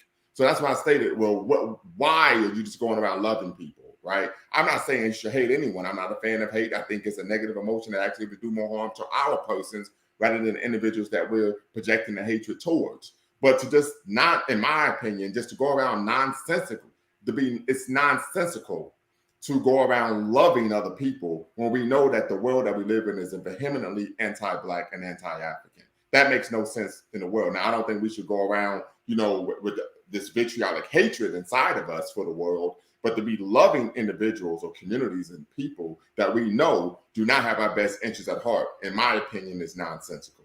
Okay, I can take that, but what I would say to you is that when I say love, it's not like I'm actively doing anything for any, you know what I mean? I'm not going out of my way to do anything, but I have preference for my people. You understand? I have preference for my people, for our people, right? But at the same time, I wouldn't say I wouldn't say just looking at somebody, then I have like, I have any kind of feeling, you know, towards them. No, I mean, I guess that's just how I live myself. It's almost like what Malcolm X said. The only person that would teach you to love your enemies is your enemy. I mean, come on now. That sounds extreme. Well, no, it's a reality. The only person that would teach you to love the person that is doing you harm is the person who's doing you harm. Can I ask you something, Lumumba? Can I ask you something? Please. Yes. So let me ask you, if you're just walking the street and you see a white person or an Asian person, what goes through your mind? Nothing. Nothing. Okay. So if I ask you, do you love them or do you hate them, or what's your emotion? Like, because you talk about love. I don't have an emotion. I'm indifferent. I don't think about them. But you're a human being. You have to feel something. No, I don't. I don't have to feel anything. Well, literally, I don't feel anything. I don't think about them. Do you think? Yeah, but you see, I think you're in the minority. I think most people always feel something. No. Let's not move the goalposts. You were asking about me. Okay, now you want to extrapolate to most people. We're talking about me, B. Lumumba, right? For me, I don't think about them. I have no care, no concern, no interest. All I know is that somebody tries to run up at my house, without my consent, it's going to be chitty, chitty, bang, bang, right? So for me, I don't think about them. There's no care, concern. There's no feelings, no anything. I'm focused on doing everything. I'm focused on doing everything that I can in my lifetime to help restore our people to our traditional greatness. I have to go, but I have to say I agree with Lumumba that I'm kind of indifferent to all people who are not part of our group. Essentially, because they're something different than us, and that's okay. It doesn't mean you have to hate them. It just simply means that they're different, and you should be expecting positive things for at least hope for positive things for people within your group as opposed to outside. That's how they think. That's how they feel. That's how I feel. Right. I don't think about them. I'm just keeping it all the way a buck. And I'm because I don't want to come on Dinah's show. I wouldn't even come on my own platform and be disingenuous. Anyone who knows me can tell you that. I don't think about anyone else except my own kind. I am staunchly ethnocentric.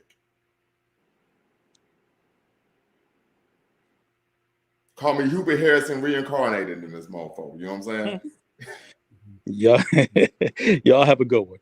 All right, no doubt. You too. Go ahead, Gas. You see, Brother Donna's untapped out because they're gonna get that ass tapped on the 31st. I would too. If I was you, I would too. Look, you sitting in the corner ready to give it, throwing the tie after 6 rounds. I got you. I get it. I understand. Yeah. But Lumumba, blood, you done? Y'all done? Y'all done? I'm sorry. On that one, I think Georgia's gonna get you. Georgia's gonna get you. Georgia's gonna get you for sure. I got Georgia on that one. All I have to say to you guys is you guys are forgetting the history, and the history is Roll Tide. Sounds good. And hey, y'all do well at the PlayStation Dollar Tree Bowl. Listen, at the end of the day, you have Bear Bryant and you have Nick Saban. None of y'all have a legacy ever. Hey, yes. Don't ever have that legacy. Y'all have spots of greatness. You guys might have a. And they both bums to me. You can say they bums, but hey, listen. But when we look in our trophy case, or when they look in their trophy case, compared to your coach's trophy case, well, there's no comparison. Are we right or are we wrong? Listen, we it's about. See. I don't want to hear about what happened back during World War II. We talking about the here and now. And last time I checked, you all on in the playoff. It's okay. Listen. Sometimes you gotta let people enjoy the dance. That's all. So y'all sit down and y'all watch me foxtrot with the baddest shorty in the room. How about that? That's what we're gonna do. Lumumba, Dr. Lumumba, you can't have double standards now. I begged you up and said Dynasty has to answer the question. 2 Big Ten teams in the okay. So ask them up, ask your question. You should have just okay. What's the question? What was the question? I think he was talking about Alabama, right? Say Crimson Tide, is that right? Not right. That they got more titles. The only Tide, the Roll Tide. He knows. Lumumba no. Listen, Lumumba. These are secret Roll Tide fans. The problem is they can't get over. They can't get over. They can't get over Alabama. No, yes, y'all not even in the playoffs. Like y'all not even in the discussion. Y'all not even. Dennis, are you really gonna judge off of this one year? You really gonna? Yeah, because y'all got that ass tap last year. What you talking about? I got ran through with low self-esteem in that championship game. Stop it. Again. Stop it. What game did you say? What game did you say? Championship game. And y'all lost. So listen. Y'all like Oscar De La Hoya. Y'all never be the 8. Nah, come on, Oscar De La Hoya. We're like Sugar Ray Leonard. No, there's a difference. No, we like Sugar Ray Leonard. We're like Ezra Charles. You got that ass. You got ass tapped by Trinidad. You got your ass whooped by Mayweather. You got your ass whooped by Mosley. Mosley fucked you up. Where were you guys 3 years ago, 5 years ago, 4 years ago? That didn't exist. We was right there. Once again, we won the first college football playoff. What you talking about? Where were y'all during the years of Bear Bryant and Nick Saban? When we was in the prime, which is not just 4 or 5 years ago, where were y'all? We won 5 championships with what's the name of the coach? Ain't nobody mad at the little 5 that you got, but that's why I said if we look at turn around and look at your bookcase. That's how the trophy case look for the Roll Tide. Sounds good. Diners, turn around, look at your statues in your bookcase. That's like the trophy case for the Roll Tide. I appreciate you giving a shout out to the Lumumba Library. I love that. Appreciate you. It's a great library, but can you acknowledge that the Roll Tide ends? Appreciate you. Because I'm not gonna let y'all downplay Alabama. I sit on the sideline and watch me do the tango. Hey, Lumumba, guess what? At the end of the day, Alabama only place they got Africa Town. Real cute. What it look like? Exactly. And what it look like? Only place I got Africa Town. It don't look too good. Real cute. Hey, listen, we got it. You know what I'm saying? Sometimes. And guess what? It's cool. It's cool. Guess what? I give you a job. You can hold my feet when I go to the gym when I'm doing sit-ups. Hey, listen, we not mad we not mad. We not mad. You see, we're not sore winners either. You guys are acting like sore winners. It's cool. You can hold my feet while I do sit-ups at the gym. You see what I'm saying? I give you a job to hold my feet while I do sit-ups. Hey, listen. When I'm hitting a heavy bag, you could be the guy clicking how many punches I'm throwing. Listen, like I told you, we are like the Ezra Charles. We're like the Sugar Ray Robinson. Real cute. The Marvin Haglers. Ezra Charles is from Ohio. Let's get it. But he wouldn't represent Ohio. He would be claiming Roll Tide if he was alive today. No, he wouldn't. He represents Cincinnati. He was the Cincinnati Cobra. Let's get it. The greatest light heavyweight champion of all time. What's really good? You put your foot in your mouth. Now don't go boxing because I know boxing like anyone. I know boxing too. And I'm telling you, Alabama is arguably pound for pound the greatest. I don't give We a are like the Sugar Ray Robinson. Hey, guess what? And guess what? They sitting on the sideline. So Sugar Ray Robinson. So you know, by that equation, then the Sugar Ray Robinson having a loss or two, he sat on the sideline. Is that what you're saying? First off, that's a false equivalency. Boxing and football doesn't matter. No, but people take losses. Yes or no? I don't. You've never taken a loss. Nope. Hey, listen, man. FYI, I've never had my ass whooped in my life. You know, sometimes remember it's who you fought. So everybody can go into the the Girl Scouts League and beat up on people in the B leagues. You can beat people up in the B leagues. When you start facing competition, then you start realizing. Listen, let me tell you something. I've been with the best and I've beat the best. I've retired more man than Social Security. And the difference between me and everyone else, not only can I give it, here's the real talk. I can take it too. You know, they used to call Muhammad Ali the Louisville Lip. I'm gonna start calling you the Ohio Lip. I appreciate it though. I appreciate it. I take that one all day, every day. But look, man, over here, all work is easy work. All you gotta do is point them out. All work is easy work.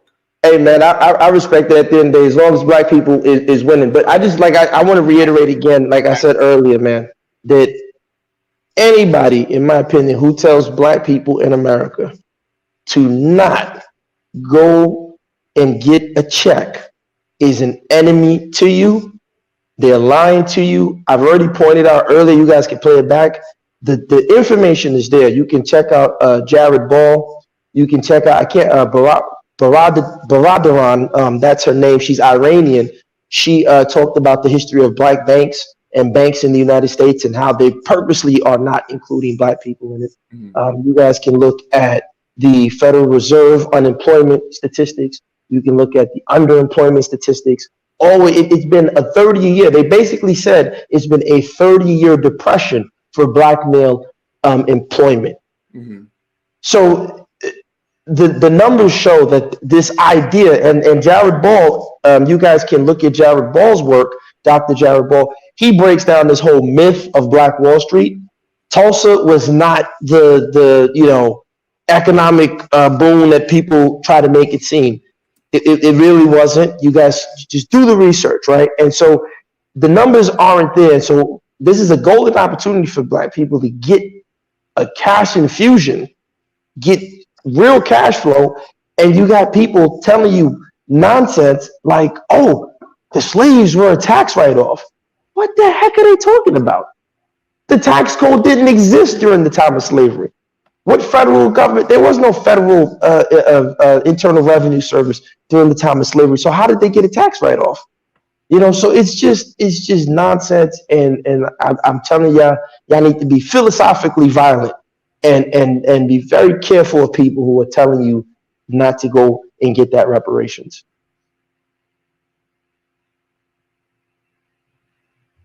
Yes, sir. Guys, do me a favor. Hit the like button again. Please hit the like button. And I'll put the link in the chat room. We'll take a couple more callers. Then we will close out again. And also, guys, if you're interested in running an ad on the platform, please go to searchforuhuru.com.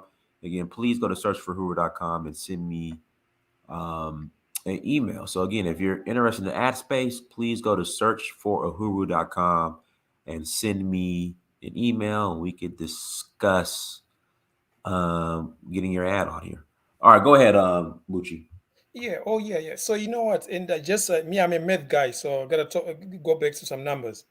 So if about 40 million African Americans, right, will get $223,000 each, just assuming that's the number out there, they're coming out of California, that would equate to about $10 trillion. So just let that sink in. That's $10 trillion.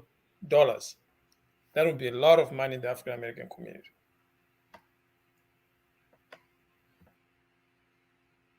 Yeah, and that's ridiculous that they're trying to tell people not to get that money.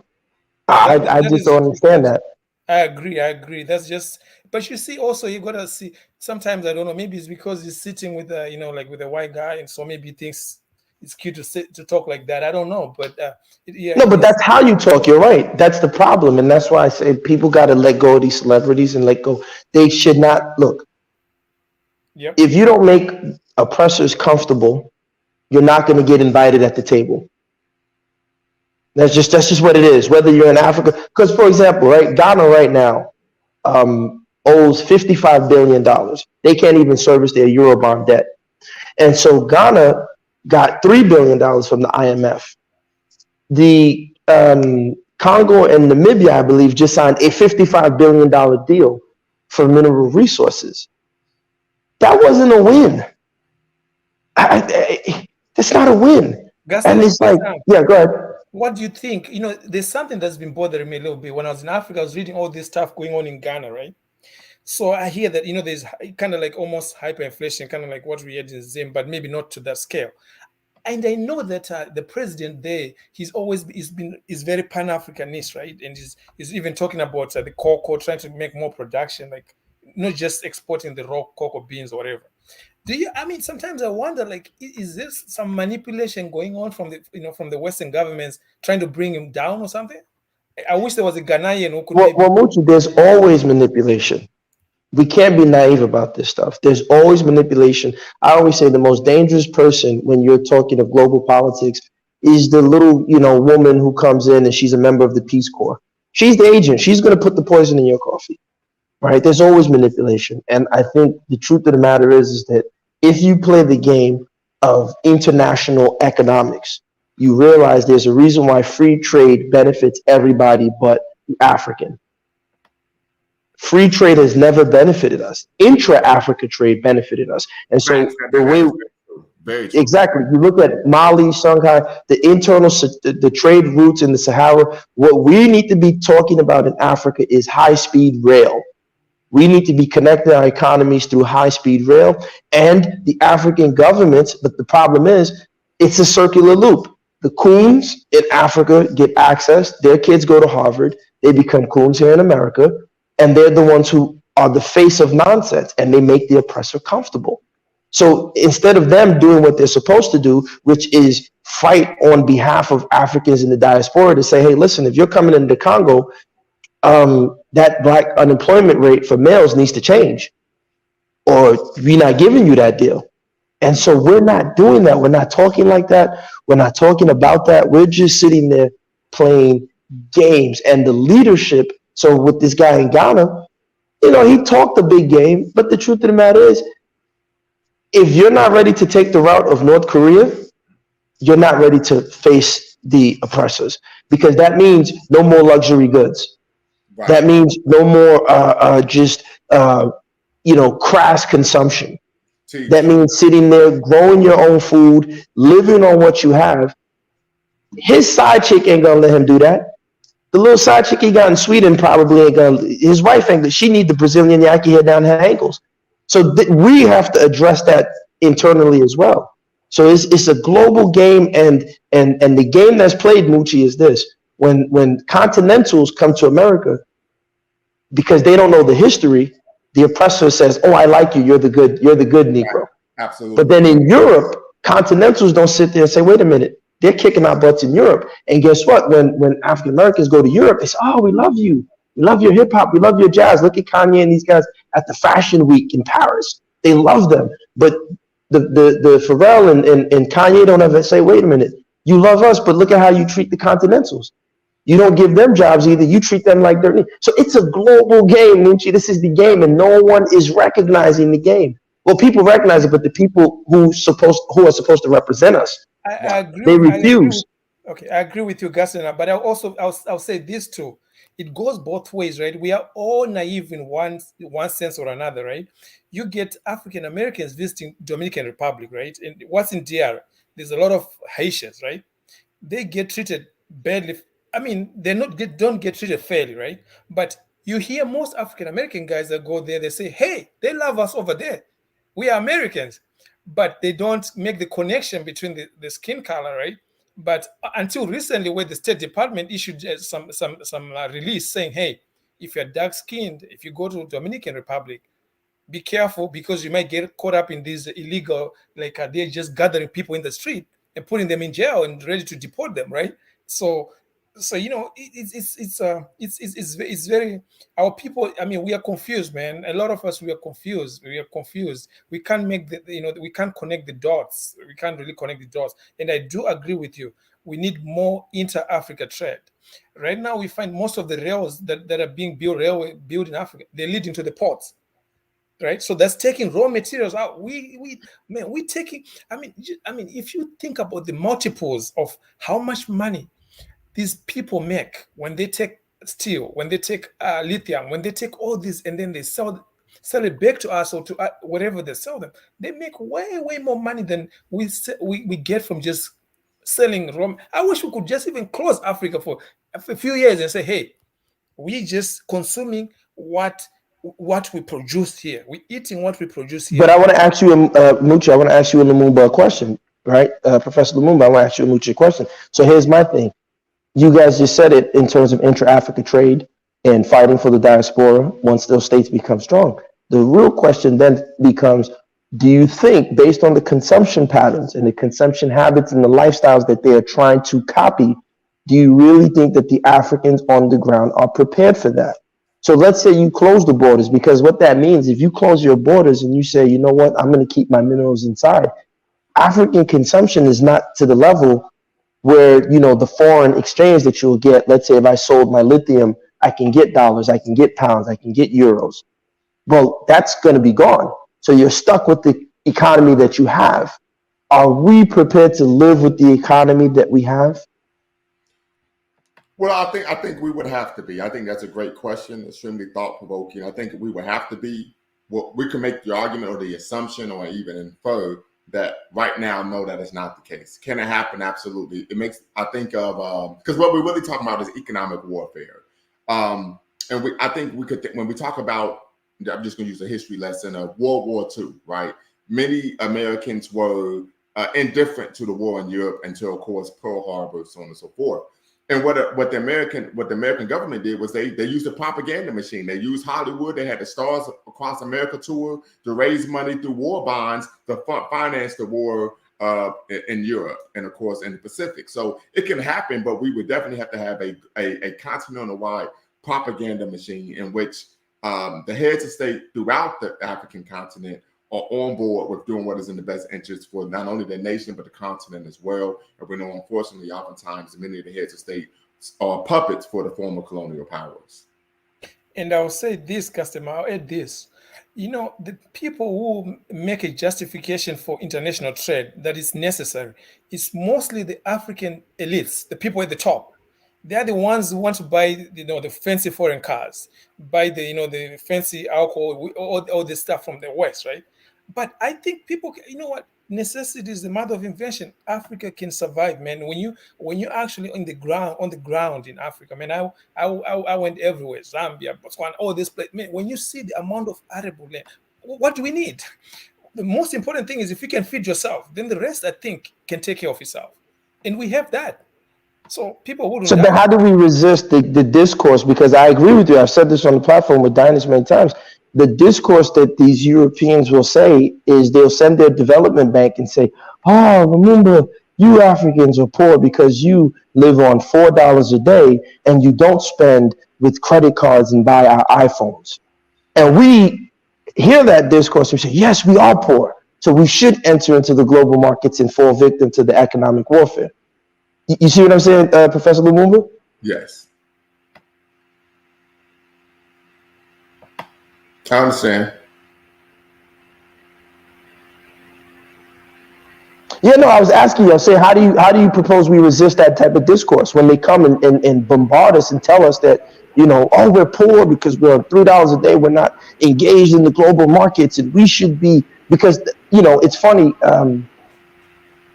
Well, so let me answer that. But first off, I think we need to look to the past, right? Tomorrow would be the, let's see here, 73rd birthday of Thomas Sankara, the 5th president of Burkina Faso. He was known as Africa's Che Guevara. And he focused on what? Internal development, right? Not buying, selling, and trading with the former colonial powers. He was able to increase literacy in Burkina Faso from 5% to 85%. and his administration only lasted, if I remember correctly, only 4 years. So what's 4 years. Yes, Yeah, 4 years. look at some of the models that came before to show that this is actually feasible. This is not a pie in the sky type of concept. But as Thomas Sankara stated, unfortunately, a year before he passed, when he was giving the speech at the African Union, he said, if I'm doing this alone, I will be dead in a year. Right. And so he urged the other African heads of state to join him in his quest to end colonialism, neocolonialism, by becoming economically self-sufficient. It can happen, but it's going to, yes, RIP Thomas Sankara, greatest ever, but I'll say that. So it's going to take a global commitment. And unfortunately, I think we all can dare say that unfortunately, many of those who are in positions of power to make decisions regarding the future of the African nations and the continent as a whole do not have the commitment to African liberation at home and abroad as they should. And thanks. I concur with that, Dr. Lumumba, because you know what? I'm not a doctor yet. Oh, you're professor. Oh, you know the doc. Okay. You working on your PhD or what? I mean, yes. Okay, awesome, brother, awesome. So actually, as an aside, my professor at Michigan State always thought I should go for my PhD in finance, but I didn't. I just got my MBA. I didn't proceed to do that. But I wanted to say, it takes a critical mass, right? The problem is, like you're saying, everything is done in isolation. Take, for example, my country, Zimbabwe, right? Mugabe took a stand and said, hey, the land belongs to the people, right? But we got punished for that. We got sanctions. Our economy went down. Why? Because obviously the Western countries were smart enough to know that, hey, this is a dangerous game this guy is playing. If he does this, what happens to South Africa, right? That's the biggest prize. What happens to all these other countries around? So they quickly put sanctions, made it so tough for Zimbabwe, right? And then we went on. Right now, you see all these African leaders came to Washington, D.C. At this point, they're all pretty much saying you should remove the sanctions. But the U.S. is not doing it because they don't know. They know. Then my question is this: why do these African leaders, they say, okay, the sanctions on Zimbabwe are illegal, they should be removed. The U.S. says, no, we're not going to remove them. They are targeted, even though they affect the whole population per se, right? So, but they still come down here. I mean, like 50-something countries coming to meet one country. I mean, it makes no sense. Imagine how much fuel was banned with all those jets coming from Africa heading this way, but Africa could never ask an American president to say, hey, come this way and meet us in Addis Ababa, right? So we don't stand together yet, I guess. That's my But this is what I say. For me, it's the psychological impact of upbringing, right? I think many of the mind, we can read books by like Chinwezu and decolonizing the African mind, because that's where it is. Because like you said, you tell 56 people to fly to your country and they don't even feel that it's a shame. I mean, look at the former queen. These guys were put in a bus. They were packaged like hamburgers, and it was just pathetic. But the real thing is that we don't have leaders who. It's a fight, like Professor Lumumba said. It's economic warfare. Look, they talk about this guy Sani Abacha, right? Say, oh, he was a terrible dictator, blah blah. But he never left Nigeria, only once. He never flew out for medical checkups, none of that stuff. He didn't take any IMF loans, right? He tried his best to, and they made him a pariah state, right? And they talk about him, oh, he's a dictator, this. And there was only one, I forgot her name, Brother Philip Lindsay remembers her, because I believe she was from Chicago. She was the only African-American congresswoman. She was fighting on behalf of Nigeria at the time of Sani Abacha. She said, you people are complaining about his human rights, but you're not saying anything about China. You're not saying, Professor Mucha, you guys hear this. So at that time, and I'm not saying, Abacha's perfect. There's no leader that's perfect. But they were complaining, Abacha, human rights. But they had nothing to say about China. And you're getting most of your mineral resources from Africa. And as I always point out, China didn't just come out of a vacuum. China was selected in 1970 or 71 when Nixon, or was it 72, whatever year, when Nixon went to visit and said, forget Taiwan, I'm going to deal with mainland China. and mainland China became the new place where factories, capital transitioned from the inner cities and was sent over to China. And so it's just like, it's the weirdest thing. They have no problem with the, with the human rights issues in China, but they want to dictate to an African head of state how he should function. And no one sees it as a problem. No one mentions it. It's like, no one cares. Mm-hmm. And it's just like, what's going on here? So I'm going to bring it back to the reparations thing. It's a joint effort. African leaders, if you're African and you listen to this, you need to be pressuring, especially if you have access to them. If your family's rich, you have a housemaid, and you got access to the rich in Africa, you need to be having those hard conversations and telling them, hey, listen, you have the family in the diaspora, they are being mistreated, you need to take a stand. Because, for example, look at what the African Union did when they said, oh, Haiti, blah, blah, blah. The average people on the ground, like Mucci was saying, they would have no problem making Haiti a part of the African Union. But the African leadership will go against it because they're all compromised. That is correct. But I have to tell you, Gaston, what I saw when I was home for like 3 months. But I have to tell you, man, there's a lot of brothers and sisters doing business, manufacturing, doing a whole lot of things in Africa. I was very encouraged. I mean, I myself, I don't see myself, within the next couple months, I should be transitioning to go back home because, I mean, that's where the heavy lifting is. And that's where the opportunities, real opportunities are, So I'm kind of encouraged, but I just wish our leaders could be better, It would accelerate everything rather than just individuals, doing what they do. But if we could do it at a state level and really prioritize, man, I'm encouraged though about what's going on back in Africa. Yeah. No, I agree. I think the entrepreneur is the culture hero, right? However, the problem is that we can't separate. It's called political economy for a reason. The economy didn't come before the politics in the modern day sense, in the modern day capitalist sense, from the transition of mercantilism to, the state global economies that we have today. That's why they say free markets were planned, planning was not, right? The free market system, laissez-faire, comes from the French because it was amongst French state ministers, and they were talking with the merchants because the French state, the states needed taxation. And so they told them, hey, leave us alone, laissez-faire, and we'll generate revenue and you'll tax us on the back end, because they got tired of dealing with the money lenders and having to debase their currency. So to me, I agree, entrepreneurship, but it can't be in a vacuum because we can build all the factories we want. If we don't have high-speed rails, if we don't have roads to take our goods from, let's say, a rural town, the food stuff, and get them to the city in a safe, efficient, and quick manner, because the leader would rather steal the money and hide off with his Swedish bimbo and his wife, as opposed to making sure we have the road, we'll have a problem. Does that make sense? Yeah, it does. But what I want to say to you, Gaston, about, the thing is, like you were talking about, if you're listing in Africa and things like that, right? Look, the point is, we can make those meetings happen. We can get people. We can get people into the state house, into places, in different places. You understand? But the point is, we have to be on the ground, and we have to be willing to commit our resources. We might not have them, but the problem is, we are not very good at working together, right? Like pulling our resources together, right? Sometimes some people are not as trustworthy, right? And all that. But the thing is, the reason why all these Chinese and these Indians are in Africa, a lot of times is because they do business together. They pull their resources together, right?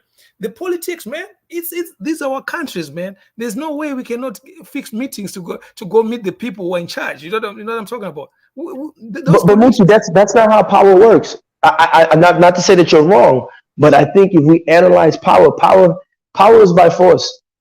Power is, look, I'll give you an example, a practical example. Look at this guy, Andrew Tate. He has a lot of money, tons of money, but he doesn't understand power. They will remove you. They deplatformed him quickly with the snap of their finger. Even Elon Musk, arguably, top 3 richest man in the world. He can't even escape the SEC. But what I'm You trying know, to he's tell you having guys, headaches with Twitter. listen, So what I'm saying is that if we don't have the ability, because going back to that means we still there's violence we have to contend with. We have to be willing to push violence back. but And yeah, go ahead. no, what I'm trying to tell you, guys, is you were talking about access. I'm trying strictly talking about access. Okay, so I can speak for my country and maybe one or two other countries where I have people, right? We can get access. Okay, but you can get access to the state house, right? But what are you going to talk about? Do you have the capital to do it? The thing is, they can give you preference. They are willing, the people in charge are willing to give black people preference. I'm telling you right now, if people had money and say, hey, we want to go into lithium, want to go into this in Zimbabwe, the access, the line is there. You understand what I'm telling you? But that's what I'm saying. It shouldn't have to be people with money, and that's my problem. But you If we own, you don't complicate things, okay? If you're going to mine a resource, for example, you need money, you need capital, right? So you need money, and then hey, you need money, then you can employ your people, you can send your people. But the money, this is what I'm saying. The truth of the matter is, and you're an MBA, right?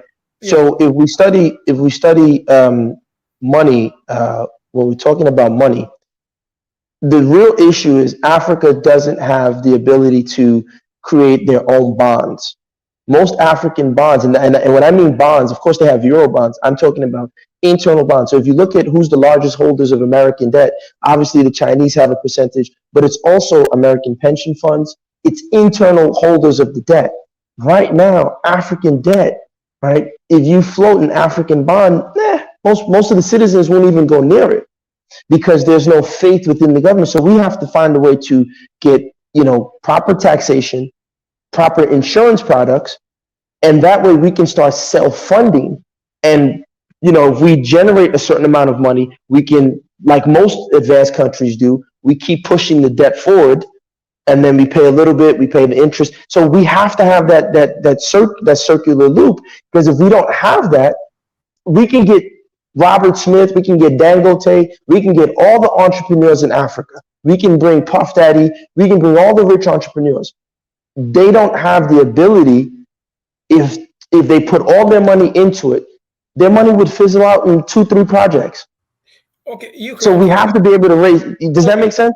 But hold on a second. I understand this stuff you're talking about. Okay, so the people who raise internal, that's debt finance, right? The government can issue treasury bills, right, and all kind of bonds. They have the ability to do that. They have the central banks in Africa. They do that. But here's the issue: when you talk about people might not be willing to buy that debt and stuff like that, institutions buy it. The problem is you have to have stability, right, and have a consistent policy like framework, right? The problem in Africa, what happens is this: if you buy a bond, right, and maybe it's a 5-year or 10-year, all right. So let's suppose you invested. I'll just give theoretical. You invested $1,000, and they said your interest was 7% or something, right? The problem is like what's happening in Ghana or what happened in Zimbabwe, right? If the money loses value quickly, over time, like if it's losing 20% every year, but you're getting 7% on your note, nobody's going to invest. Nobody who is smart is But let's explore it. The reason why, the two things is that one, when African governments do raise or float bonds, right, their so-called treasuries, when they do float it, it often falls into the status of like a junk bond status. Even though with that said, Mike Milken and Braddock Hickman, he wrote a thesis which accurately proved that junk bonds, and that's how Milken was able to become so successful. Junk bonds, 80% of them pay over time, even though they're in junk status. But that's a whole other conversation. But the problem is that African governments, when they float bonds, they have to the interest rate that they have to pay. It becomes self-defeating. So if I'm paying 23% interest, 17% interest, 13% interest, it's a problem. Then the other issue is that the African economies are too dollar-centric. What do I mean by that? Your currency is competing with the US dollar because the consumption, largely by the elites, but the consumption of the elite consumption is draining your foreign reserves. So that puts an immense pressure and stress on your currency. Now, if you try to peg your currency, that means you're subjected to whatever the Federal Reserve does. You don't want to be in that position. If you peg your currency to the dollar and the Federal Reserve, like they're doing now, raising interest rates, now you're screwed, right? So the problem, the issue now has to be one, and that's why I say it's a consumption issue. We have to consume locally, and we have to stop. Yeah, go ahead, go ahead. Okay. I understand all you're saying, in terms of, remember, when you talk about Jack status and all this and that all those interests, those are coming from the credit rating agencies, right? To say, hey, how do they value your debt? Like, so they're looking at your financials and all that. But you do not have to float your bonds on the international market. If you have enough demand in the domestic market, you don't have to be. No, but that's Nigeria does that. Nigeria floats a lot of their bonds domestically, but they still have to pay 13-14%. And then the rate of inflation in Nigeria right now, last I checked, their NPR rate, their basic interest rate, it's at 14%. And then the rate of inflation, I just saw a report about the cost of consumer goods is up like 20-something%. So let me ask you this. Yeah, go ahead. Okay, so you know what? Okay. So we're talking about money now, just simple money. Okay, simple math. Okay, so one, if you like, for example, if you deposit your money in the bank today, any country, right, and the interest rate is 5%. Okay, let's arbitrary 5%. If the inflation in that country is 9 or 10%, what does that mean? That means in a year you are losing 5%. That's because the 5% you are being quoted, that's a nominal rate. Okay, to get the real rate, you have to take off the inflation, right? So the reason why in a lot of African countries the interest rates are high, because the inflation is not controlled, it's not stable. That's why when you go to the but why is the inflation? Wait a second. That's why when you go to the European Central Bank, even the Federal Reserve Bank here, they have a target to try and keep inflation within single digits, very low. Why? Because if inflation gets too high, then it messes up the whole economy. Right? But if they were so, you see, but that's the problem. They practice do as I say, not as I do. If they were so worried about inflation, the last 12 years shows you that. M1, M2, they with quantitative easing, they didn't care about inflation. They was just trying to inflate their way out of a depression. But look, with Africa right now, the problem is this.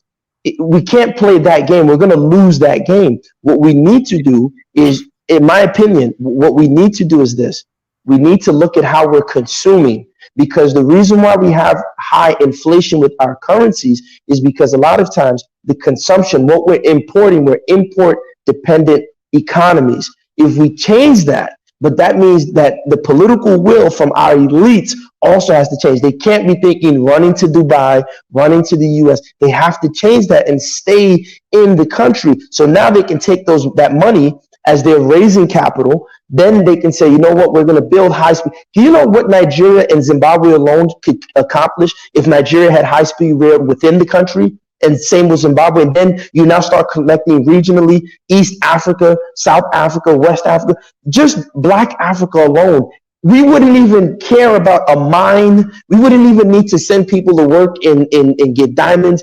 Just internal commerce that would generate. Let me ask you this. What is stopping that? What is stopping that? This is where you go to the leadership, right? That the leadership is not so serious, right? Because I'm sure African countries could each chip in and start developing the rail network that you're talking about. It doesn't have to be overnight, right?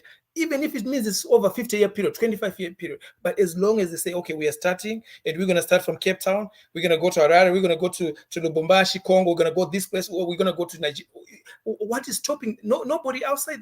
That's priority. No, but Muchi, there are things stopping them. That's why I mentioned the IMF and the World Bank. Listen, Muchi, look, we can't be naive here. These are real institutions of power, and they will send the G-men after you.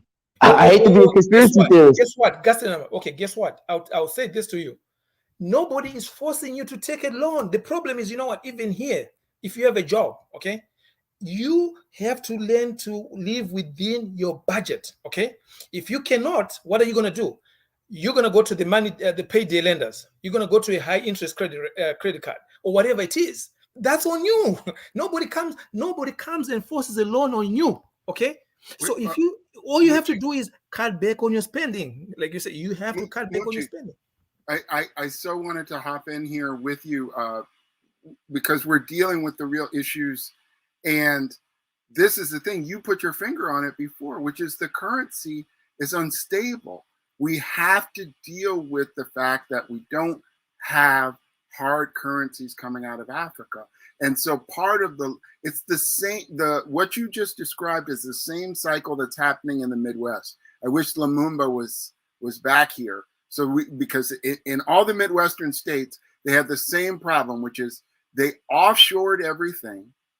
So now they had to borrow to make up for the tax basis. And when you have to borrow to make up for the tax basis that you offshored and you crushed down by low wages, then it becomes a circle to the bottom. What's happening in Africa is you have currencies that are unstable. So to make up for the losses that they take in the market, they got to borrow, right? The crazy part about it is when they do borrow, they don't invest that money consistently into infrastructure and assets that will generate money. Although there is a high-speed rail, at least that I'm seeing, that's going from Nigeria through Ghana that's supposed to go to Senegal. But what they need is high-speed rail freight. So I just wanted to hop in there because you guys are dead on what we got to talk about. No, you're right. The high-speed rail freight, it has to start. But this I was trying to tell Mucci. Look, I've been around some of these elites. I'm not saying that they're all terrible people. Their priorities, Mucci, I don't know how it is in Zimbabwe, but the priorities of the Nigerian elite, it's not really to have these type of conversations. Like, they would say, you people are speaking too much English. This is just too big English. Like, that's what they would tell you. You know what I'm saying? Because there's, go ahead. I agree. You know what, Gassama? I do wholeheartedly agree. You see, I think what is lacking in a lot of our leaders is this patriotic, kind of like Trump. You hate him or, love him or hate him. But, this thing about this is our country, let's say this is all we have. We have to develop the continent. We have to develop our countries, right? They don't, or I think some of them, or maybe a majority of them, they don't look at things like, I wish we had this kind of discussions on national televisions, right? The broadcasting stations in our countries back in Africa, people openly talking about these issues, right? Because I think we do have the resources, we do have the money, but the thing is, you know what?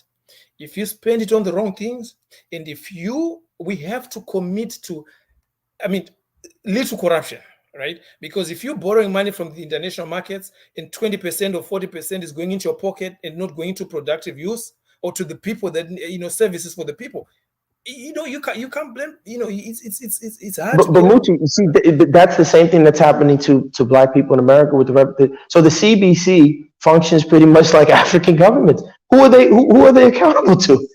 They go into Washington, sit down there, high five, eat cheese and grapes and some of the fanciest prime cuts, and then they do nothing. It's no different than African leadership. It's a problem across. It's actually the same thing, which is that the political structure is there to contain mass movement, particularly in the United States. It is not to enhance it or improve it. But one of the issues is on this hard currency thing is something that Brother Obube has talked about for a long time, which is these regional currencies and regional economics. So you can't have countries like Benin and Gambia competing with China and India. That's insane. So what has to happen is Nigeria, Ghana, Liberia, Sierra Leone, Togo, Benin, maybe even as far as Senegal, all become one region. Then that solves the ethnic issue because you have all the ethnic group in one place. And then they work as a regional economy and plug that into the global marketplace with a currency. So that was what was supposed to happen with the ECHO, right? But then and they got rid of that in a heartbeat. Exactly. Because they saw the play. Yeah, the French got in there and started to mess with what we were talking about earlier, that Francophone franc, right? And so the Nigerians were like, we're not down for that. If you want to build a regional currency, which they would honestly, as the bigger country, be the regional power, that's what they need to do. But it has to be based. Look, there are two different types of currency. There's the United States dollar, which is a hard currency. There's what was the euro, but it's not looking so hard right now. And then you have all of these other let's just say, lesser power currencies. But what they've been talking about is saying there's the dollar hegemony, and then there's a basket of currencies. So it's all of that region, say, of West Africa, pegged to a couple of natural resources, pegged to oil, pegged to gold, pegged to lithium, maybe. All of that sets the floor. And then to say that's our currency. If you do that, then you can actually issue a bond that is consistently worth something, which is what you were talking about, Mucci. And Gaston, you were both talking about this, right? And then you can write insurance. And you can't forget the Chinese currency is strong. I mean, that's a force to reckon. The Chinese currency is it the renminbi or yuan, whatever. Yes, but okay. You see, Philip. I agree with you. Like with the regional like setup, right? Like even in Southern Africa, there's a few countries that use the rand, right? But here's the problem. I go again to this. So like even beyond national, like being patriotic to the whole continent, right? Or maybe to the region. So what does it mean if you say we want to use one currency, right? That means that the central banks have to be coordinated. The finance, how the economies are run have to be, because remember, when you have the euro in the European Union, they have targets, they have inflation targets, right? So that means all those countries, they cannot exceed certain levels of inflation. If they do, then guess what? That's what happened with Greece. Then that's when you see them offloading a lot of dollars to show up that economy and stuff like that, right? So, and also, if you have the European Central Bank, ECB, that means it's now almost running like, running the macroeconomies of the countries, right? So, I mean, setting interest rate, this and that, all right? That means a lot of people have to cede power. And what do we know about a lot of us in Africa? We do not want to cede power, which goes to why I think as Black people sometimes we don't want to work together, because guess what? If the four of us come up together, somebody's going to lead. But if we all want to lead, how is it going to work? Mucci, you raised a great point, and here's my counterpoint. Even in the European Union Treaty, the Treaty of Maastricht for the unified currency, one of the problems that they ran into, which you put your finger on it, but you didn't address it, which is this. In that treaty, they let the central banks of each country adhere to standards. So the European Union set standards for the currency, but they didn't enforce it. So it was up to you how you met the standard. And what happened was the Greeks, the Spanish, the Portuguese, the Italians, they all went in with Goldman Sachs and bought derivatives, brother. Because they, like in the case of Greece, if you remember, they went and sponsored an Olympics, a guaranteed money loser, right? All of those countries, including Italy, function in this way. They set their budget for the year. In the first 6 months of the year, they adhere to the standards of the European Union. And then back in the day, they would print money in the summertime to make up the money that they overspent during the first half of the year for tourism. And so that's why you could go to Italy or go to Greece for the summertime, and it was cheap, and they ran into trouble when those derivatives flipped on them, when we had the crash of 2007 and 2008. So then that was when Merkel started losing her shirt and getting angry with them. Exactly, because the truth of it was that the European Central Bank was really being run backdoor by the Bundesbank of Germany. And they were the primary one that had a harder currency to dictate the terms of paying back those derivatives. And then that's when they started seizing assets. Why do I use that example? Because the same could be true in Africa. That, look, you set the standards. Each country has to dictate how they're going to meet those standards, but you don't have a hard enforcement mechanism. This is something I want to raise, Mucci, which is this. Politics does work from the top down. That is true because they have the federal authority, but it also works from the bottom up in the sense that whatever the movement is, politicians are watching and then they run to the front of the parade to say, hey, this is what I was trying to do in the beginning. So my point is the efforts that you're making, that Gassam is making, that Dynast is making, that O'Shea, those are like small incubator micro movements, which if they scale, then can put pressure on the top. But we have to believe in ourselves that we can do it. And part of the problem that we run into is that we don't trust each other. We don't believe in one another. And it's because of the doubt that's been created of our participation in the Western system. And we can change that though, but it has to be on a small scale. You may trust one or two people, but you may not trust 100, right? But if each person trusts one or two, and then there's a structure, that's where the law comes in, is law creates the structure to say, here's how we're going to deal with a problem once you guys can't agree anymore. And my point to you, Muchi, is it's all within our hands. We just have to see that it's within our hands and take the steps forward. The same thing I was trying to say to Chrissy. I hope I didn't drive her off, but I don't believe in saying that Black people can't do things. It's just not true. We can, but we have to set a standard for ourselves that we will do X in a professional way so that we can have good outcomes. So that's my 2 cents. I was no, yeah, Philip. I have to say, you know what? I agree with you. You know what? That's why personally I'm convinced that for them really to make a change, a critical mass of us, you know, have to commit either you be part-time or actually being in the continent and actually you being boots on the ground, okay? And then this thing about Africans can't do this, that's a loser mentality. I'm sorry, because guess what? You know what?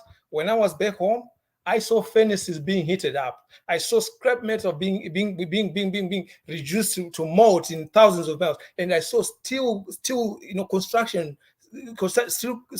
rods and bars being manufactured by my family. That's real manufacturing, you know what I mean? Real factory, so real work. So we can do it. The thing is, we need more of us to do it. And I just wish, the only thing I wish is just if more of us could just work together. And not more than working together, we have to be trustworthy people. The problem is, if you are trying to make long-term changes, you can't be short-sighted. A lot of us want to make profit overnight, right? We want to be rich overnight. You're gonna have to, you know, it has to be steady and slow. And just do it, because it is. I mean, the one thing that just crystallized my mind to go back home, seeing how much these Chinese are taking out of my country, that just really pissed me off. I'm sorry. It's just like, why are we not?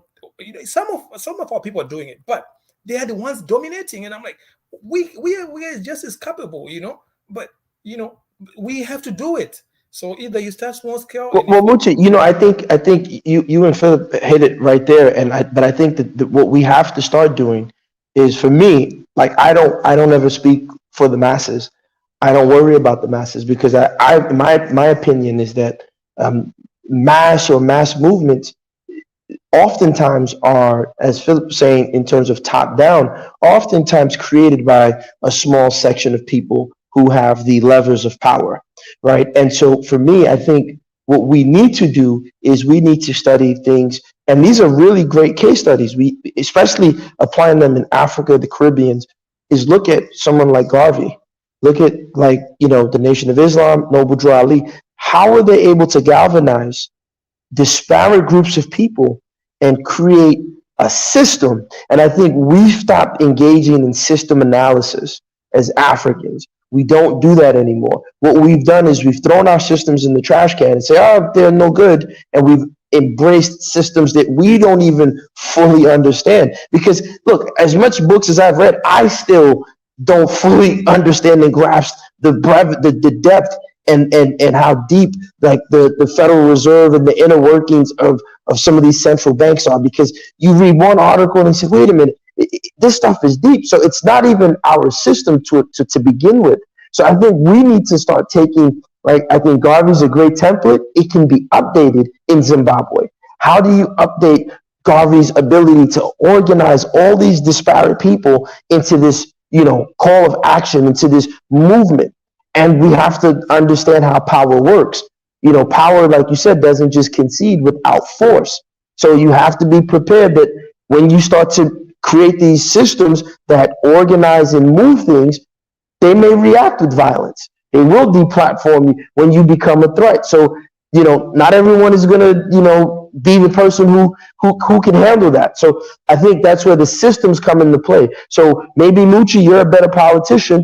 You might have to create a system where you get into the politics and you start analyzing a certain way. Phil has a brilliant legal mind. He can start writing us these, legal papers as to how you can organize and handle disputes when you create regional blocks as a framework. So now we put it out there.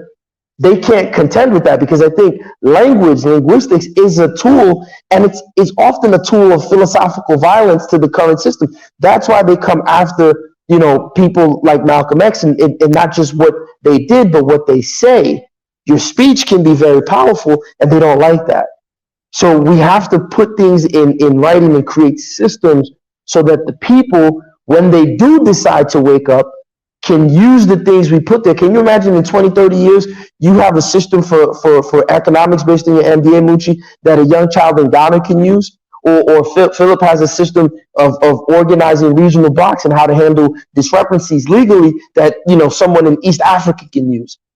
And I think that's all we have for now, other than getting an army and armed revolt and all that stuff. But that's just my little 3 cents on that. Yeah, I wanted to say. And then after you, Phil, we'll go ahead and close out. But go ahead. Yeah, we went on. I never come back, Dynast, but we actually got on the money talk that we needed to have, brother, which was kind of the center of the circle about Faizon Love. That look, at the end of the day, each one of us represents a small group of people that can make small investments that build to a whole. And that's the whole thing. If you have a reparations effort, then that can do it arguably faster because you have more capital to access. But I agree with everyone that spoke that said that is going to happen overnight, is a pipe dream. I agree. That's a long-term lift. And quite frankly, I wanted to add to that, reparations aren't asked for, they're taken. And they're taken because you have leverage.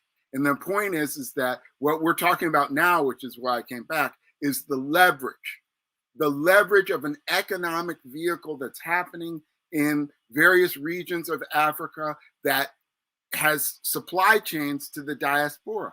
We have to be able to feed ourselves. Right now, most Black communities do not feed themselves. They are dependent upon big box multinational companies. That's the Black farmers generally have been cut off from Black communities. That is a non-starter, folks. If they decide you guys don't eat, then you can't eat. Many of the countries in Africa are dependent upon imported food, on imported grain. That's why Ukraine became a big deal. Your economic freedom is completely tied to your ability to grow your own food organically and feed your own people. You cannot be free if somebody determines whether you eat or not, if somebody determines whether you have clean water or not, that if you have indoor plumbing or not. There has to be a statement amongst ourselves to say, this can no longer go any further. And there are places right now in the American South where Black people live that are right by chemical dumping sites that have no floor, 10 roofs. This kind of thing cannot continue. We're just not going to make it. So from that standpoint, I understand people with the urgency to want to have reparations to try to remedy these things. The problem is that the outside superstructure benefits from our caste floor condition. So don't look to them to save it because they're making money off of it. So that's not a solve. The solve is what Dynast is trying to get us on. Every day he's on here trying to get people to go to Senegal, trying to get people to go to Sierra Leone, trying to, go to, I forget where else, Nigeria, right? All of us can take small steps, but we have to believe in our people. And I don't believe in this whole thing of throwing away people. The issue is that we have families that are unfocused and basically they've been broken. And we have people that are unfocused. I believe that every one of these rapper people, they spent the time in the studio to put out music. They could spend the time in Nigeria or Congo or wherever building a real business.